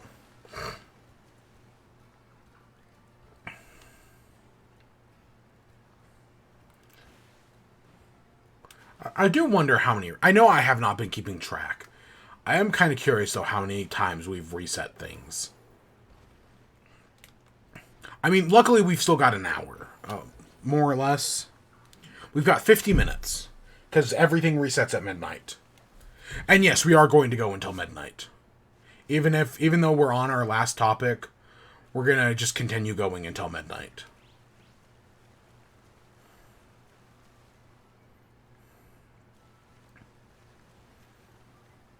So, yeah. So, let's see. So, I guess the last thing for WIBE is Rick and Morty. So, we got a new Rick and Morty this week. This one was all about... So, it starts off with, right, Rick fighting Mr. Nimbus, getting his butt kicked, and just being annoyed. Like, why is it that all the time these fucking assholes keep coming out of the woodworks to fight me? So he goes to therapy, and the therapist tells him to just ignore it. Just for 1 week, ignore it, and that should solve all of your problems, hopefully. And you know what? If I'm wrong, then guess what? You get to prove me wrong. And I know nothing would make you happier. So yeah, good point. Good start. So, right, he goes to ignore it. He gets attacked by Pissmaster, who he tries to ignore, but it pisses off Jerry. So Jerry goes and fights Pissmaster and gets all these awards, all these accolades. He gets chosen by like these Green Lantern style orb people. And then he gets to go around, be a hero, blow up a planet of Hitlers, kill Kanye West, who's on the planet of Hitlers, because you know what Kanye West likes. Fuck Kanye West. What a fucking cunt.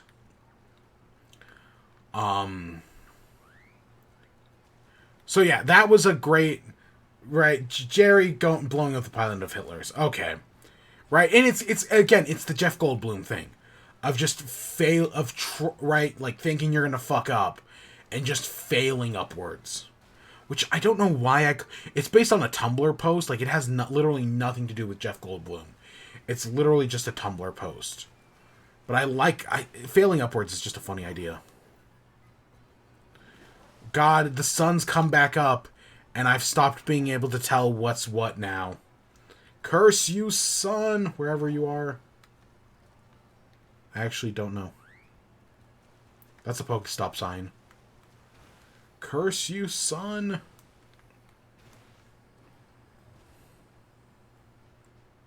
Huh, I actually don't... It must just be on the horizon. So, yeah, meanwhile, right, and they tell Rick, like, the therapist tells Rick, like, oh, this is right, Jerry may be getting all the accolades and whatnot, but that's not, like, a bad thing or anything. But Rick eventually goes to find Pissmaster, finds out that, yeah, he killed himself after being humiliated by Jerry, and then, Rick becomes Pissmaster to, because, right, he finds out Pissmaster has a daughter and everything. So he becomes Pissmaster to, at least, like, end his legacy on, like, a good note. And he really enjoys being Pissmaster. Which, again, God, the weird fetishization of this new season, man. Now that it keeps happening, like, I know there were those jokes in the first, like, 2 seasons about Summer wetting her pants. But now, God, this entire fucking show, man. Fucking Christ. It's just Dan Harmon showing off his weird fetishes to see what the fuck he can get away with.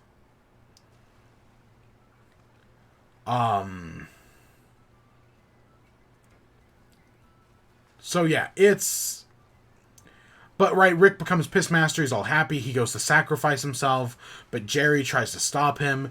Then they find out that Rick is Pissmaster, and are like, oh wait, you did this all to boost our dad's confidence? And, like, for the first time since, like, God, the start of season, 3, Rick is actually, like, popular with the family. Him pretending to be Pissmaster made everything work out great. Everything's coming up Rick. But then he reveals to Morty that, no, actually, Pissmaster killed himself. And, in his suicide note, he blamed, Jerry. And, right, it's a secret that he just can't hold on to it. He needed to tell somebody. So he tells Morty, and then Morty just tells everybody else. And that's where the episode ends. Right, with Rick just going, right, for a second, it looks like everything's great for Rick. And because right, it somehow it all worked out, and then nope, revealing that right, he blamed Jerry for his death, and right, Jerry drove him to suicide is just that's great, great, right? Just right stat. I know Rick and Morty is a show that I mean they even joked about it last week. Loose continuity, playing around with status quo's God, right? Stuff like that. But yeah, no. This episode, oh, we're gonna make a change for the first time in a while, and then nope, just immediately undercuts it. I'm fine with it. It was an okay, it was a fine episode. I definitely don't think it was anything amazing. It was a fine episode. Again, I just can't. This entire fucking season has been weird fetish shit, and I just can't right now that they keep doing it. Like there's always been like those jokes. But now that it just keeps happening, it's come to the right before it was like, oh, these weird jokes, these like weird subtext, right? Like Rick going into the Coliseum filled with redheads and men dressed as his father, right?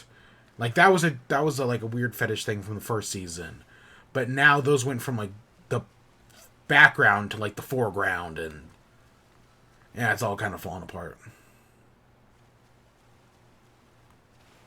Again, and I say that, but yeah, the show also kind of feels like it just doesn't give a shit anymore. That right, they've been doing this for 6 seasons. Who fucking cares? They're just gonna do whatever they want. And yeah, some of it's weird, but not all of it. There's definitely a don't give a shit attitude anymore. I don't know. It's Rick and Morty. I know. I feel like season 3 was kind of when the show exploded, and it's definitely been popularity-wise. I don't see as many people talking about it now. Every once in a while, a clip goes around, but we're long removed from season 3 popularity. Szechuan sauce, wubba lubba dub dubs, right? Shit like that. That's over now. Which in theory could, be best for the show. That right, they can now disconnect themselves from that, but who knows if they'll actually do it. God, I hate shiny hunting in the sun.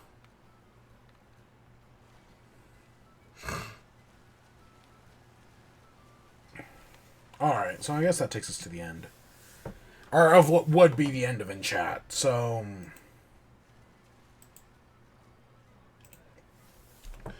we've got about 40 minutes left, so we're just going to keep shiny hunting until midnight. Because we're either going to find something, or the clock's going to tick over, and, we'll try again another day. I don't know, I just felt like shiny hunting today.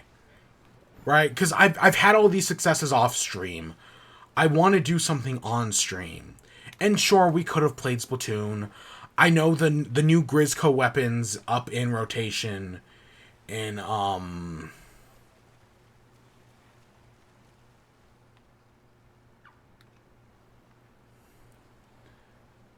the new Grizzco weapons in rotation in the shop, or in the Salmon Run.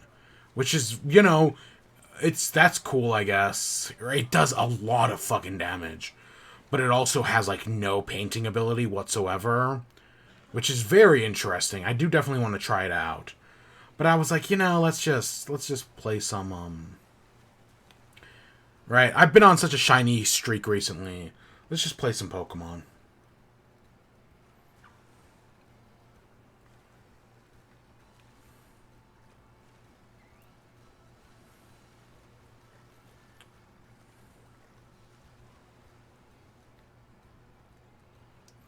You're pink-eyed. Yeah, it is so much harder shiny hunting in the sun. Whether I'm dealing with lens flares or just like they look more bluish. Cuz I'm looking for it's like a bluish purple, right? Like it's not a bad looking shiny. For some reason I thought shiny Finizen was pink.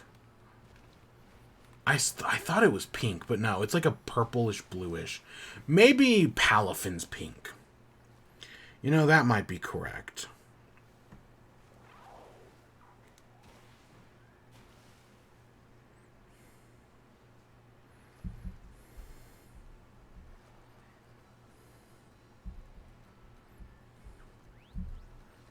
No, it doesn't look like it. I don't know. For some reason, I thought I had saw that this was pink. Because pink dolphin, you know, is like a real thing. I know we talked about it at some point.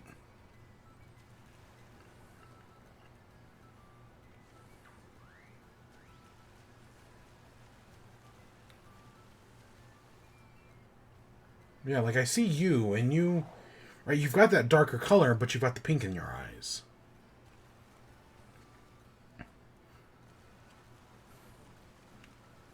Does the day-night cycle take an hour? Maybe an hour and a half. I'm trying to figure it out. There's definitely something up with the day-night cycle. That's for sure. Yeah. I can't wait to beat the game and then just be able to get Herb Mysticas and everything. Because right now, we don't have access to any of that stuff. Right? The odds are definitely... I mean, they could be worse, but they could also be better.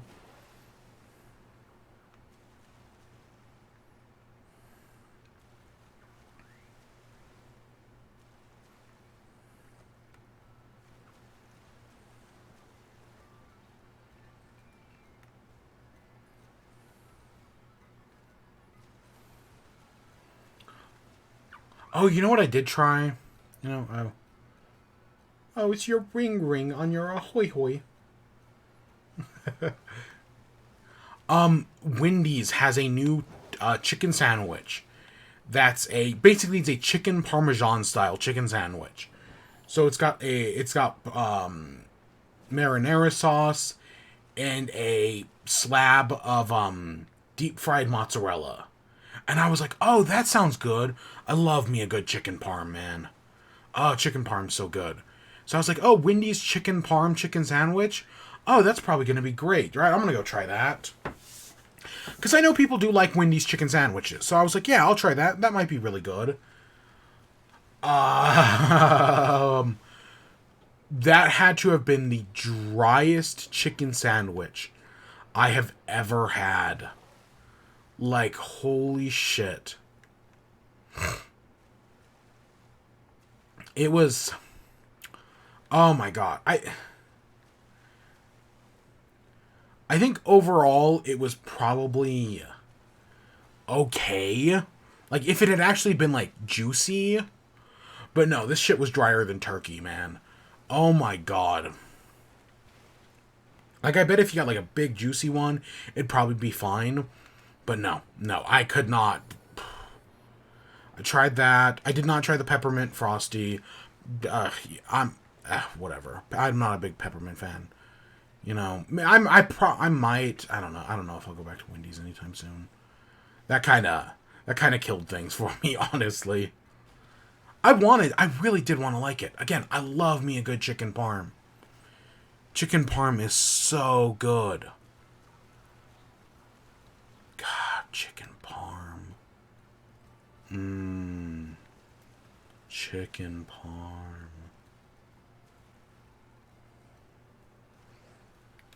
But no, I was disappointed, to say the least.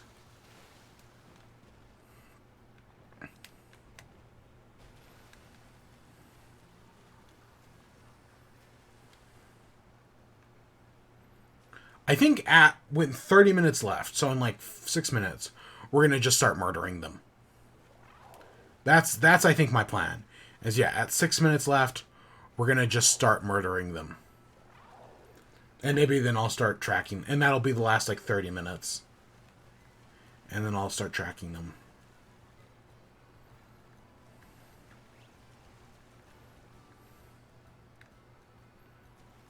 I can't believe, you know, all my talk about shinies, and I find 4 shinies in 2 days.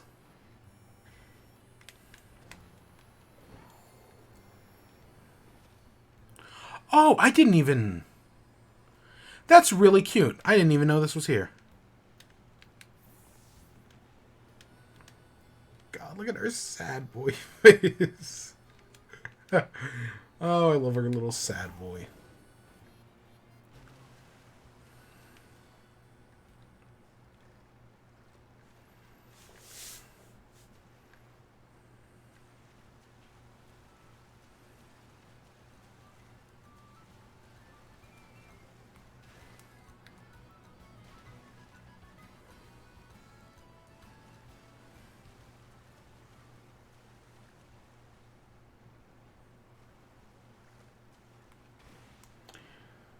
So next week is the Game Awards. There's, I guess, a thing where they're giving away I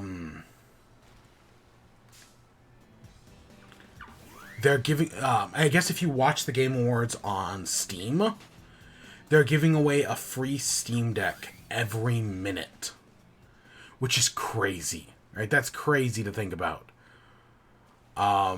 But you have to have like a full account. You have to bought a game in the past year, but specifically if you haven't bought a game in the past year, you can't just go buy one now and qualify. Nope, it's already too late. So, but I was like, God, have I bought a game on Steam in the past year? I looked it up.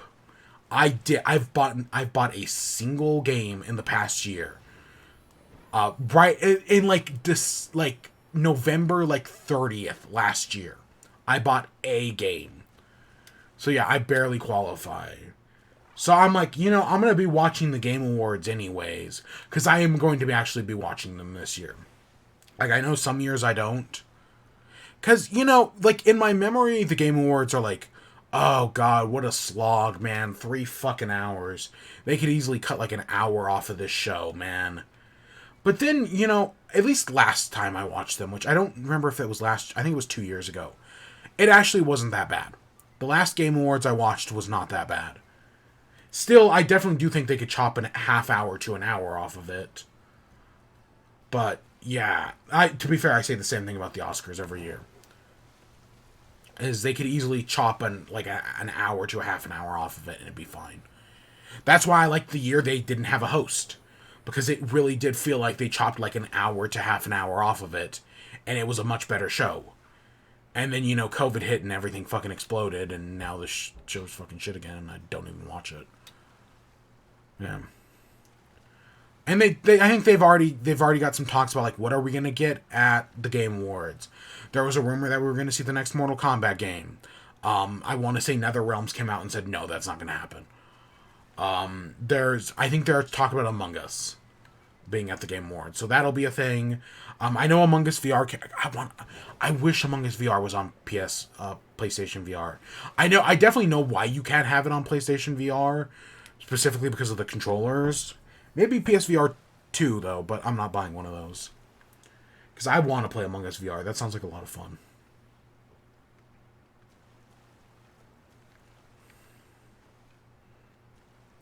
Yeah, because I do like Among Us. What can I say? And yeah, the VR looks very well done and very neat. There was one other statement. I fully expect Fall Guys to be there, of course. Obviously.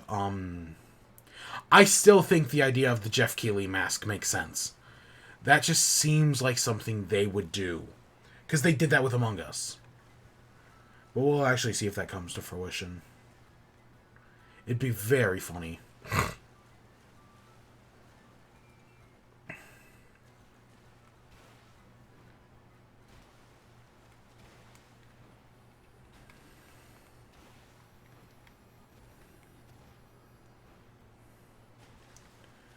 So yeah.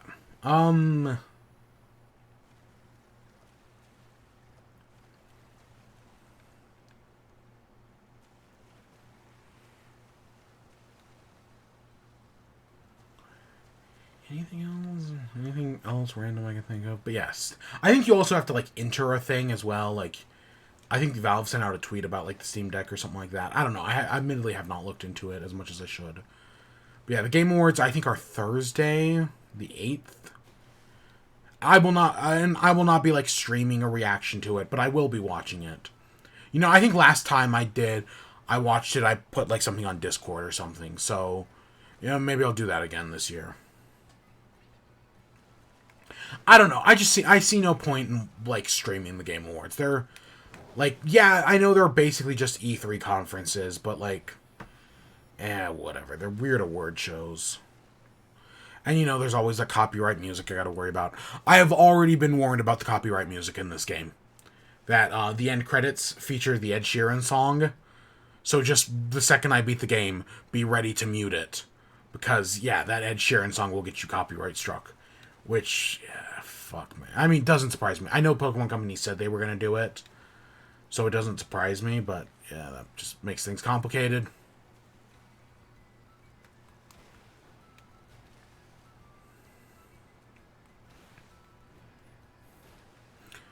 Alright, let's go murder these Dolphones, shall we? Or Finizons, I mean.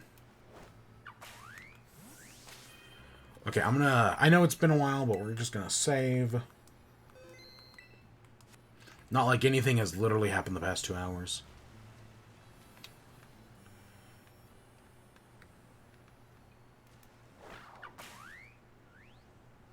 So if it ever refuses to fight one, that's the one we know is the shiny. And if we don't find anything, then we reset and we try again.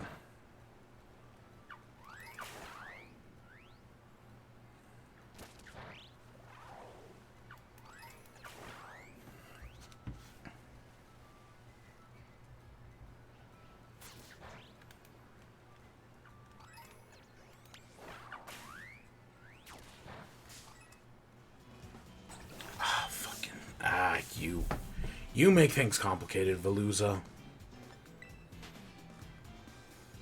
Because, yeah, you're like Sharpedo.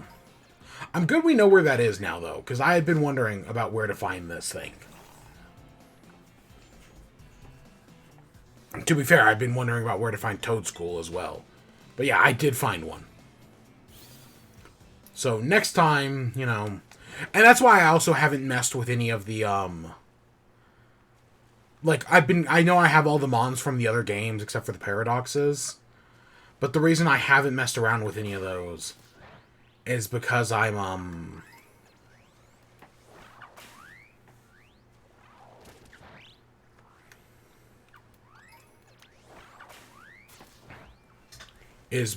waiting for, or, you know, I have to beat the game first. And then I didn't catch the Tauros because I haven't seen the Tauros yet. I know we've got, what, a Fire Tauros somewhere out in the world.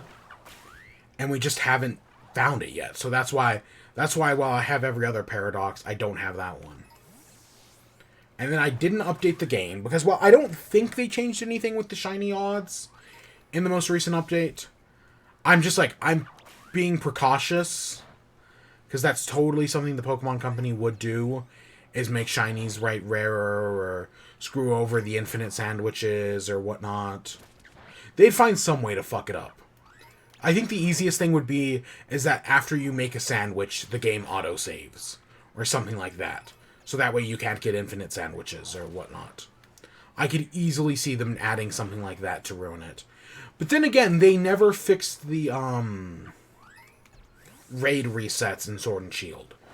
So it's a very sketchy history on how these things work.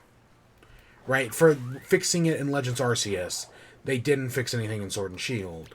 But it also wasn't infinite shinies in Sword and Shield.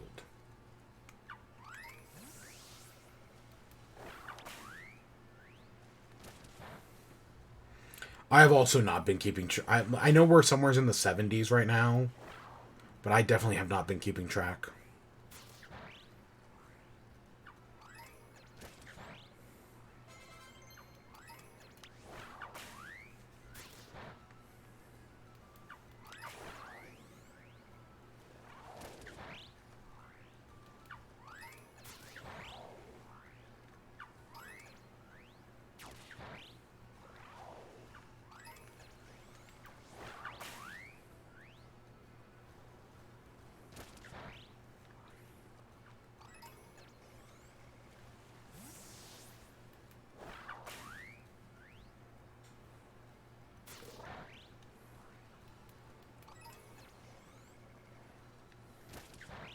Gosh, we've killed so many dolphins, you think we were BP oil.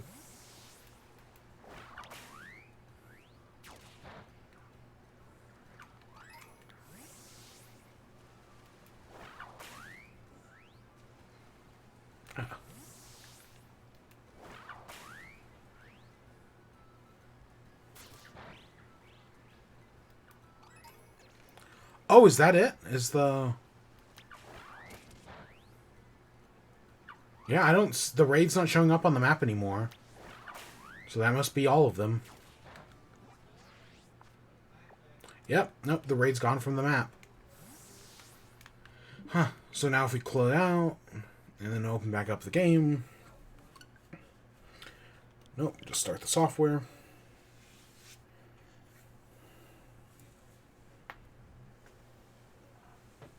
Oh my god.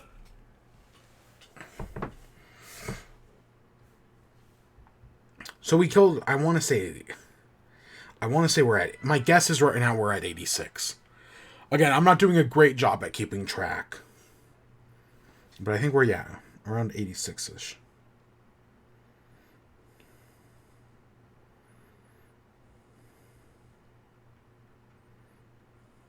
Oh, yeah, I was gonna...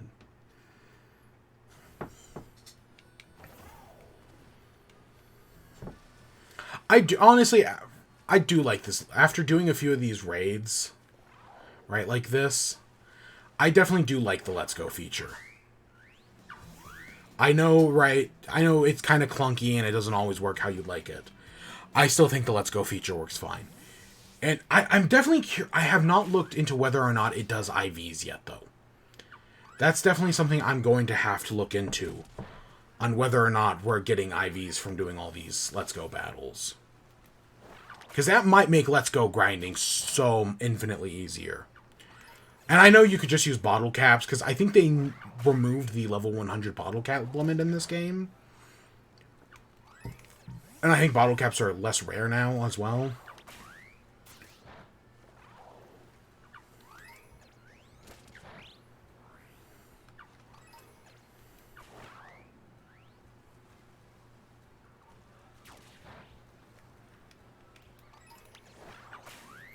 But yeah. I don't know. I still... Honestly, I know the bottle caps do get you those perfect IVs. But I'd honestly rather just have them... Like, just actually do them. Because it's really not that hard. And yeah, I did get my first taste at breeding in this game. You definitely have to make sandwiches. Oh my god. I feel like if you don't make sandwiches, it takes forever without them.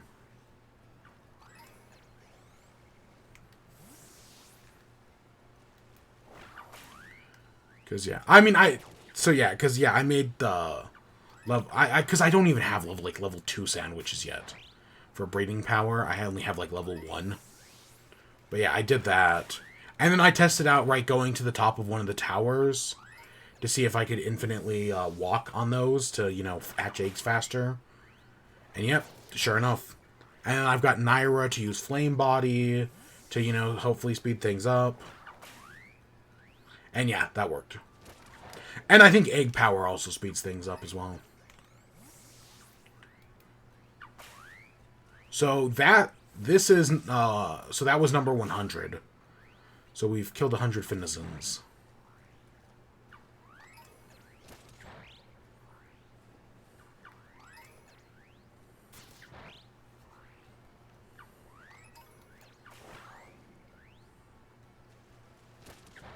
So far, we haven't seen anything.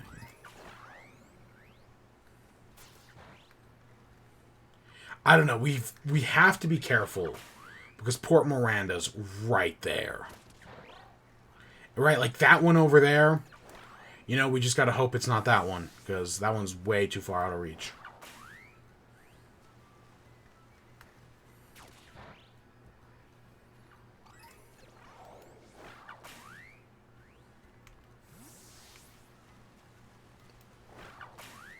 Yeah, honestly, the town despawning everything just makes this harder.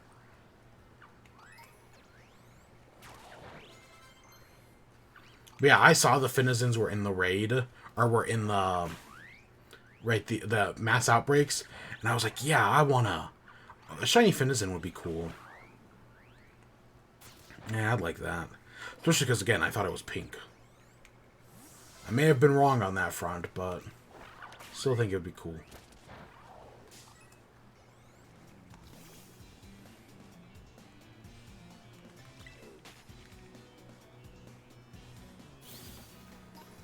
I don't know. Shiny hunting's such a weird thing, because I definitely... I definitely feel like Legends Arceus, because I did some shiny hunting in Sword and Shield, and I didn't really love it, honestly. Like, I got what I was looking for. I mean, we literally did it on stream. But, Legends Arceus, between the mass outbreaks and everything, just made, the sparkles, just made shiny hunting better. And this game made it a little worse, but it's still not that bad.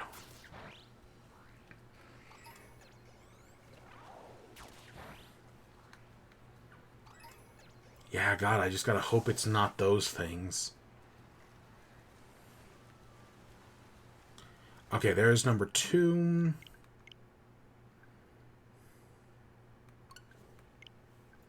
Oops. Again, I don't think it changes anything.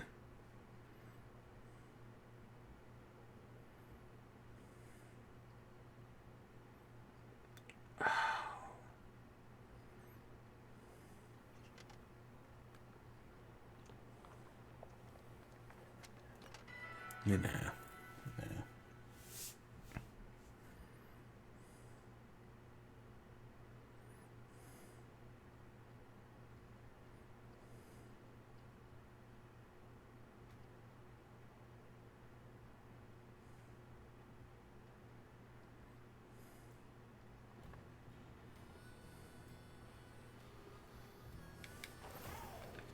Alright.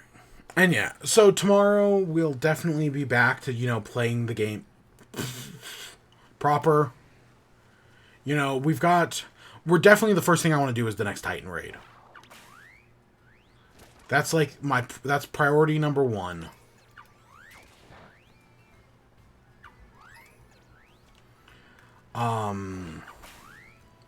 Yeah, I'm honestly, I know I like to spend my sweet time with games, right? I'm not one of those people who wants to play it all in a day. I actually do have a shiny scalp in X and Y from chain fishing. Yeah. But yeah, I'm definitely not the type who wants to play an entire game in a day. But I do definitely the game's been out for a little bit now, and I definitely do want to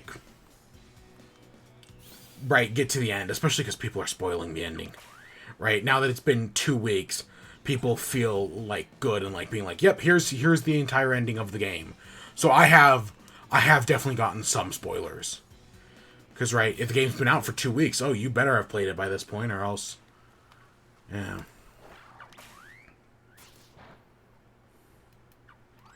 God, it looks brown in the sunset.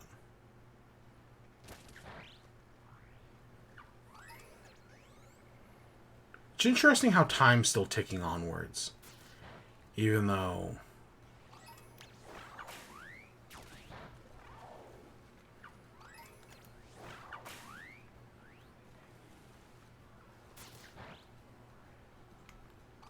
I wonder if it is still fixed time. I hadn't even thought about that. Because the sun definitely wasn't setting the last restart.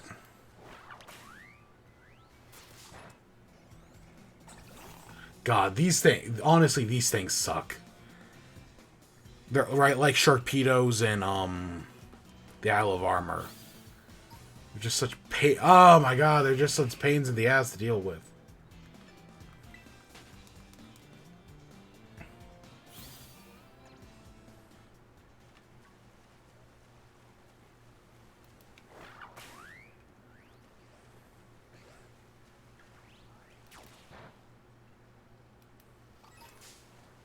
Oh my God, I don't even know what we just beat there.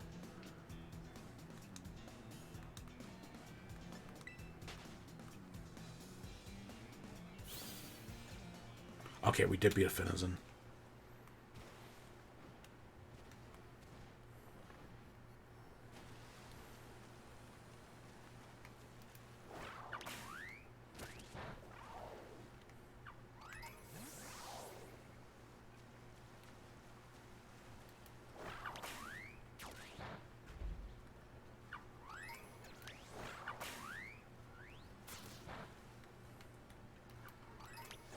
So yeah, we got about 15 minutes before the raids reset at midnight.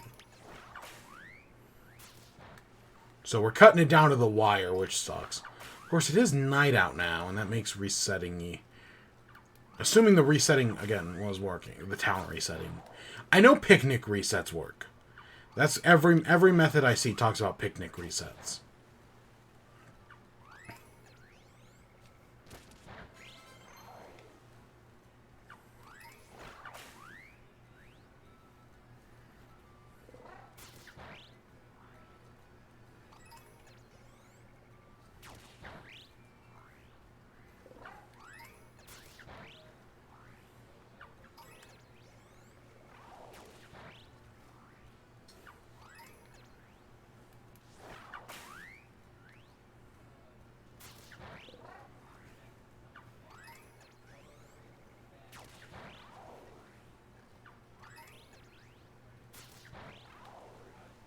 I know, it would have made sense if town resets work.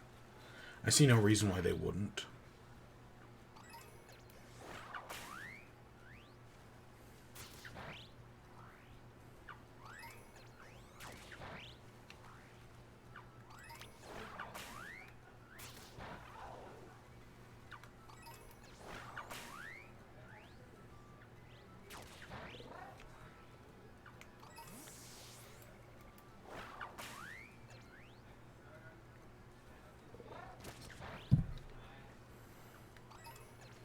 Okay, if we don't see... I don't see anything.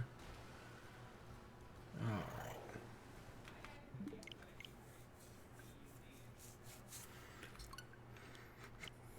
I'm definitely running out of time.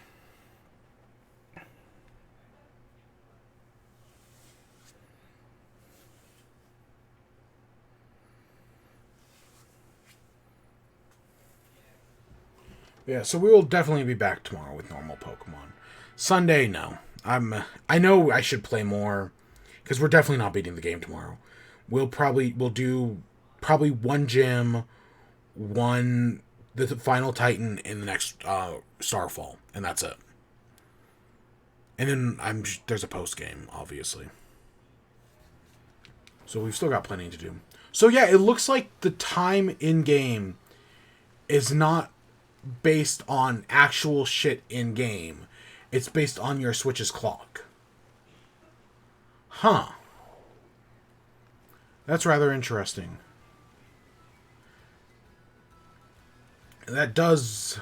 No, I didn't even realize that. I wonder how that works. So now that it's night, I can actually tell what's what. Which is, God, so much easier.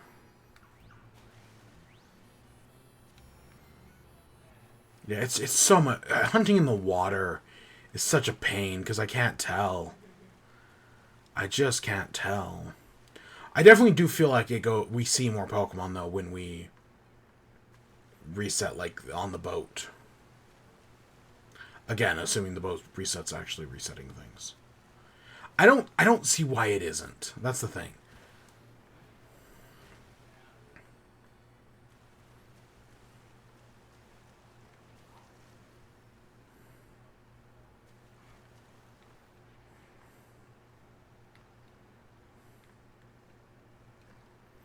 But we are definitely cutting this thing down to the wire. And you know, if it doesn't work out, we can always try again. There will always be a future Palafin raid somewheres. And maybe next time we'll bring Herb Mysticas.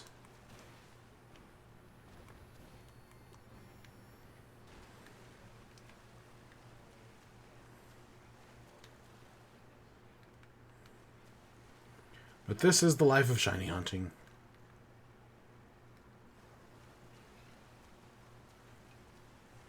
I don't know, I kind of would, because like Legends Arceus, the outbreaks give like plus like 20 to raids. It's like, it's an insane amount of rerolls.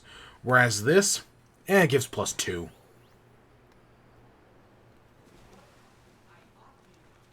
That's, now I know I think the max rerolls you can get is like plus, I want to say with sandwiches, it's like plus 8.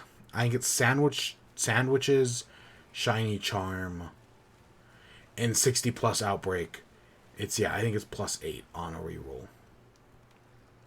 Nope, not dealing with you. I don't know, there was a chart once that somebody made. Do I have it? I have it somewheres.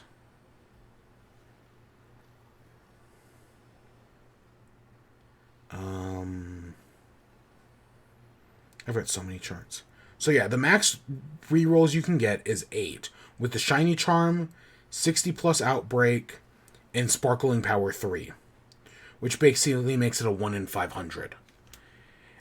In Legends Arceus, the max reroll was, yeah, like +24 with shiny charm. And it was, I want to say it was like 1 in like 50 something. It was something ridiculous like that. In Legends Arceus. I don't, honestly, shiny Pokemon, I know some people like them being rare. I know some people complain that Legends Arceus made them too common. I think those complaints are all fucking bullshit. Let shinies be more common. Right? If you're gonna make everything else in Pokemon more accessible, why not make shinies more accessible as well? And that's what Legends Arceus did. Made them super accessible. Fuck you.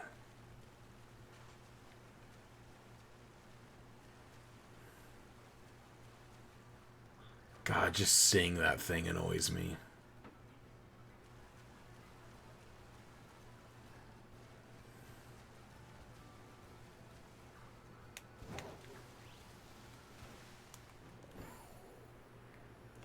Okay, we've got... yeah, we're cutting it. If we're going to fight it, we're cutting it down to the wire.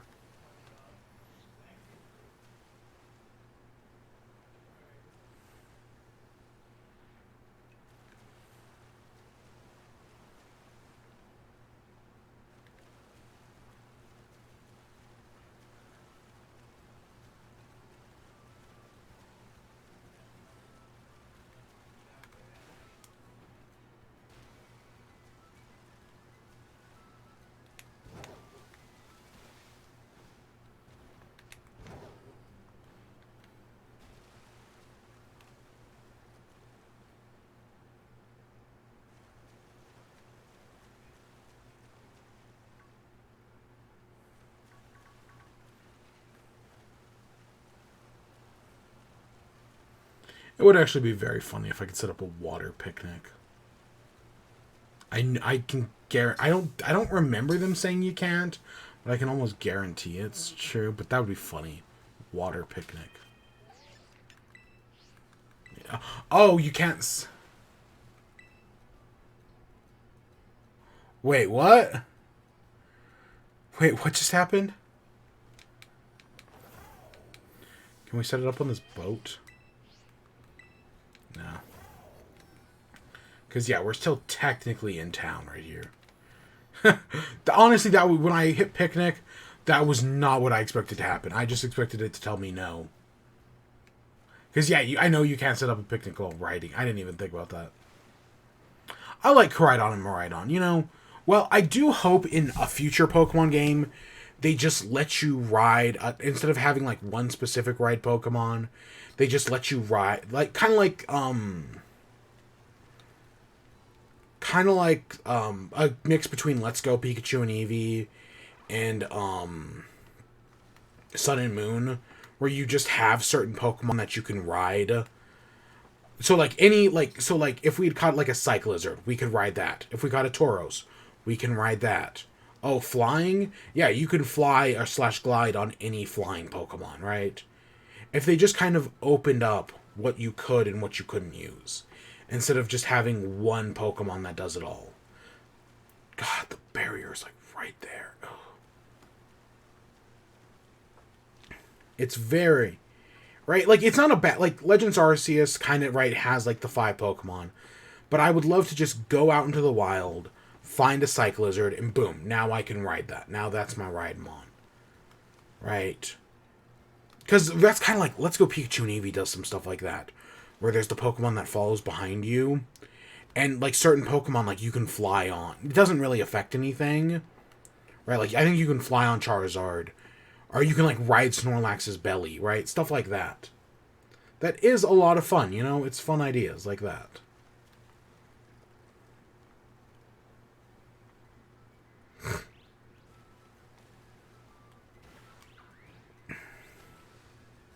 I don't know. You know, it's... So, with the new update, the Pokemon Company, I think it's for the first time ever, put out a thing being like, we are listening to feedback. We are going to improve this game. Which I've seen some people take that as... Game Explains. Ugh. Take that as an apology. That's not a fucking apology. No, not even fucking close. I don't know. It does make me wonder, though. What would... Because, like, this game is buggy. But I have definitely played buggier games.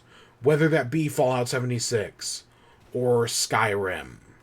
Because, yes, Skyrim... I know, again, this game's buggy. Skyrim is infinitely worse. I know we all cut Skyrim a pass because it's a very good game. Skyrim is infinitely more buggy than this game.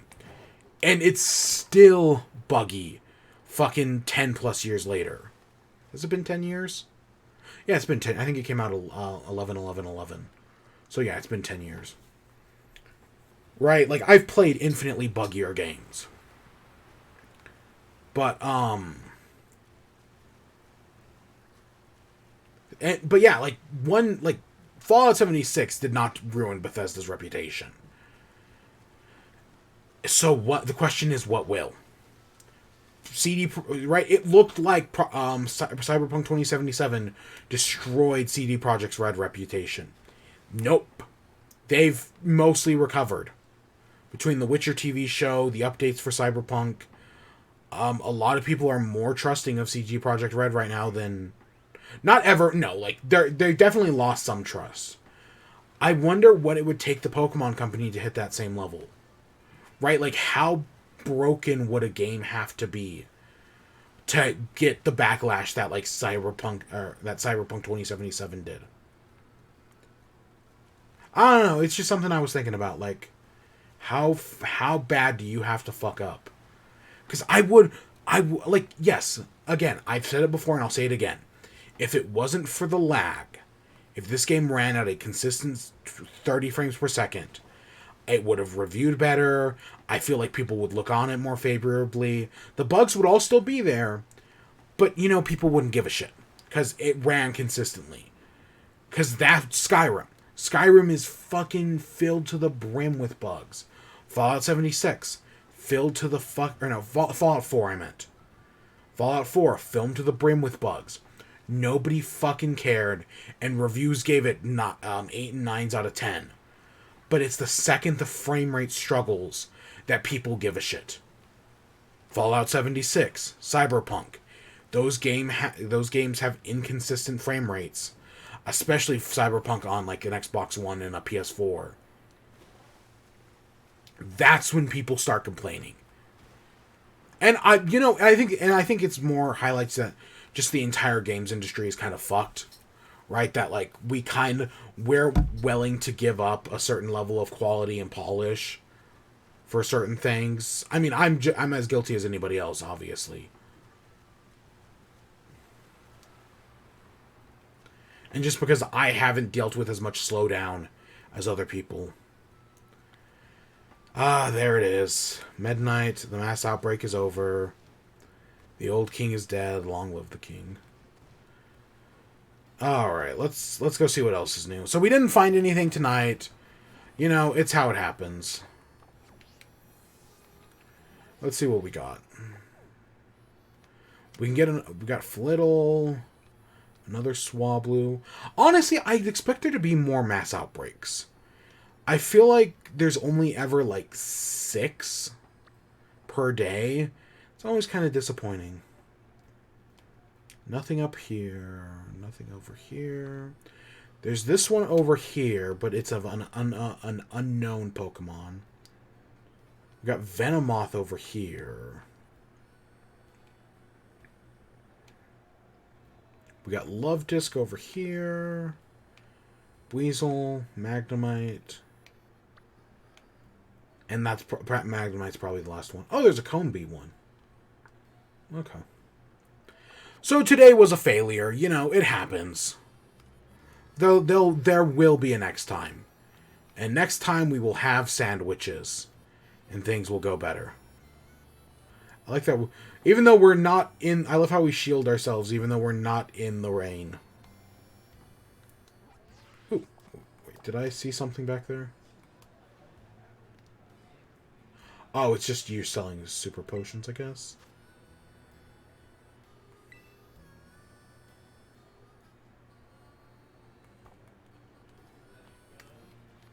Herb sausages. Okay, whatever. I definitely saw that sparkle and thought it was something. So we're going to head back to Medallia. So yeah, we'll be back tomorrow, you know, to do another, like, 4 hours of the game. The team is set in place, right? We've got the team already. We definitely have to, like, mess around with moves a little bit. Like, I've definitely been told to give, Finizen bulk up, assuming it can learn it. I guess we haven't hit a high enough level. I've been told to give Finizen bulk up. I've been told to give... definitely something for you as well.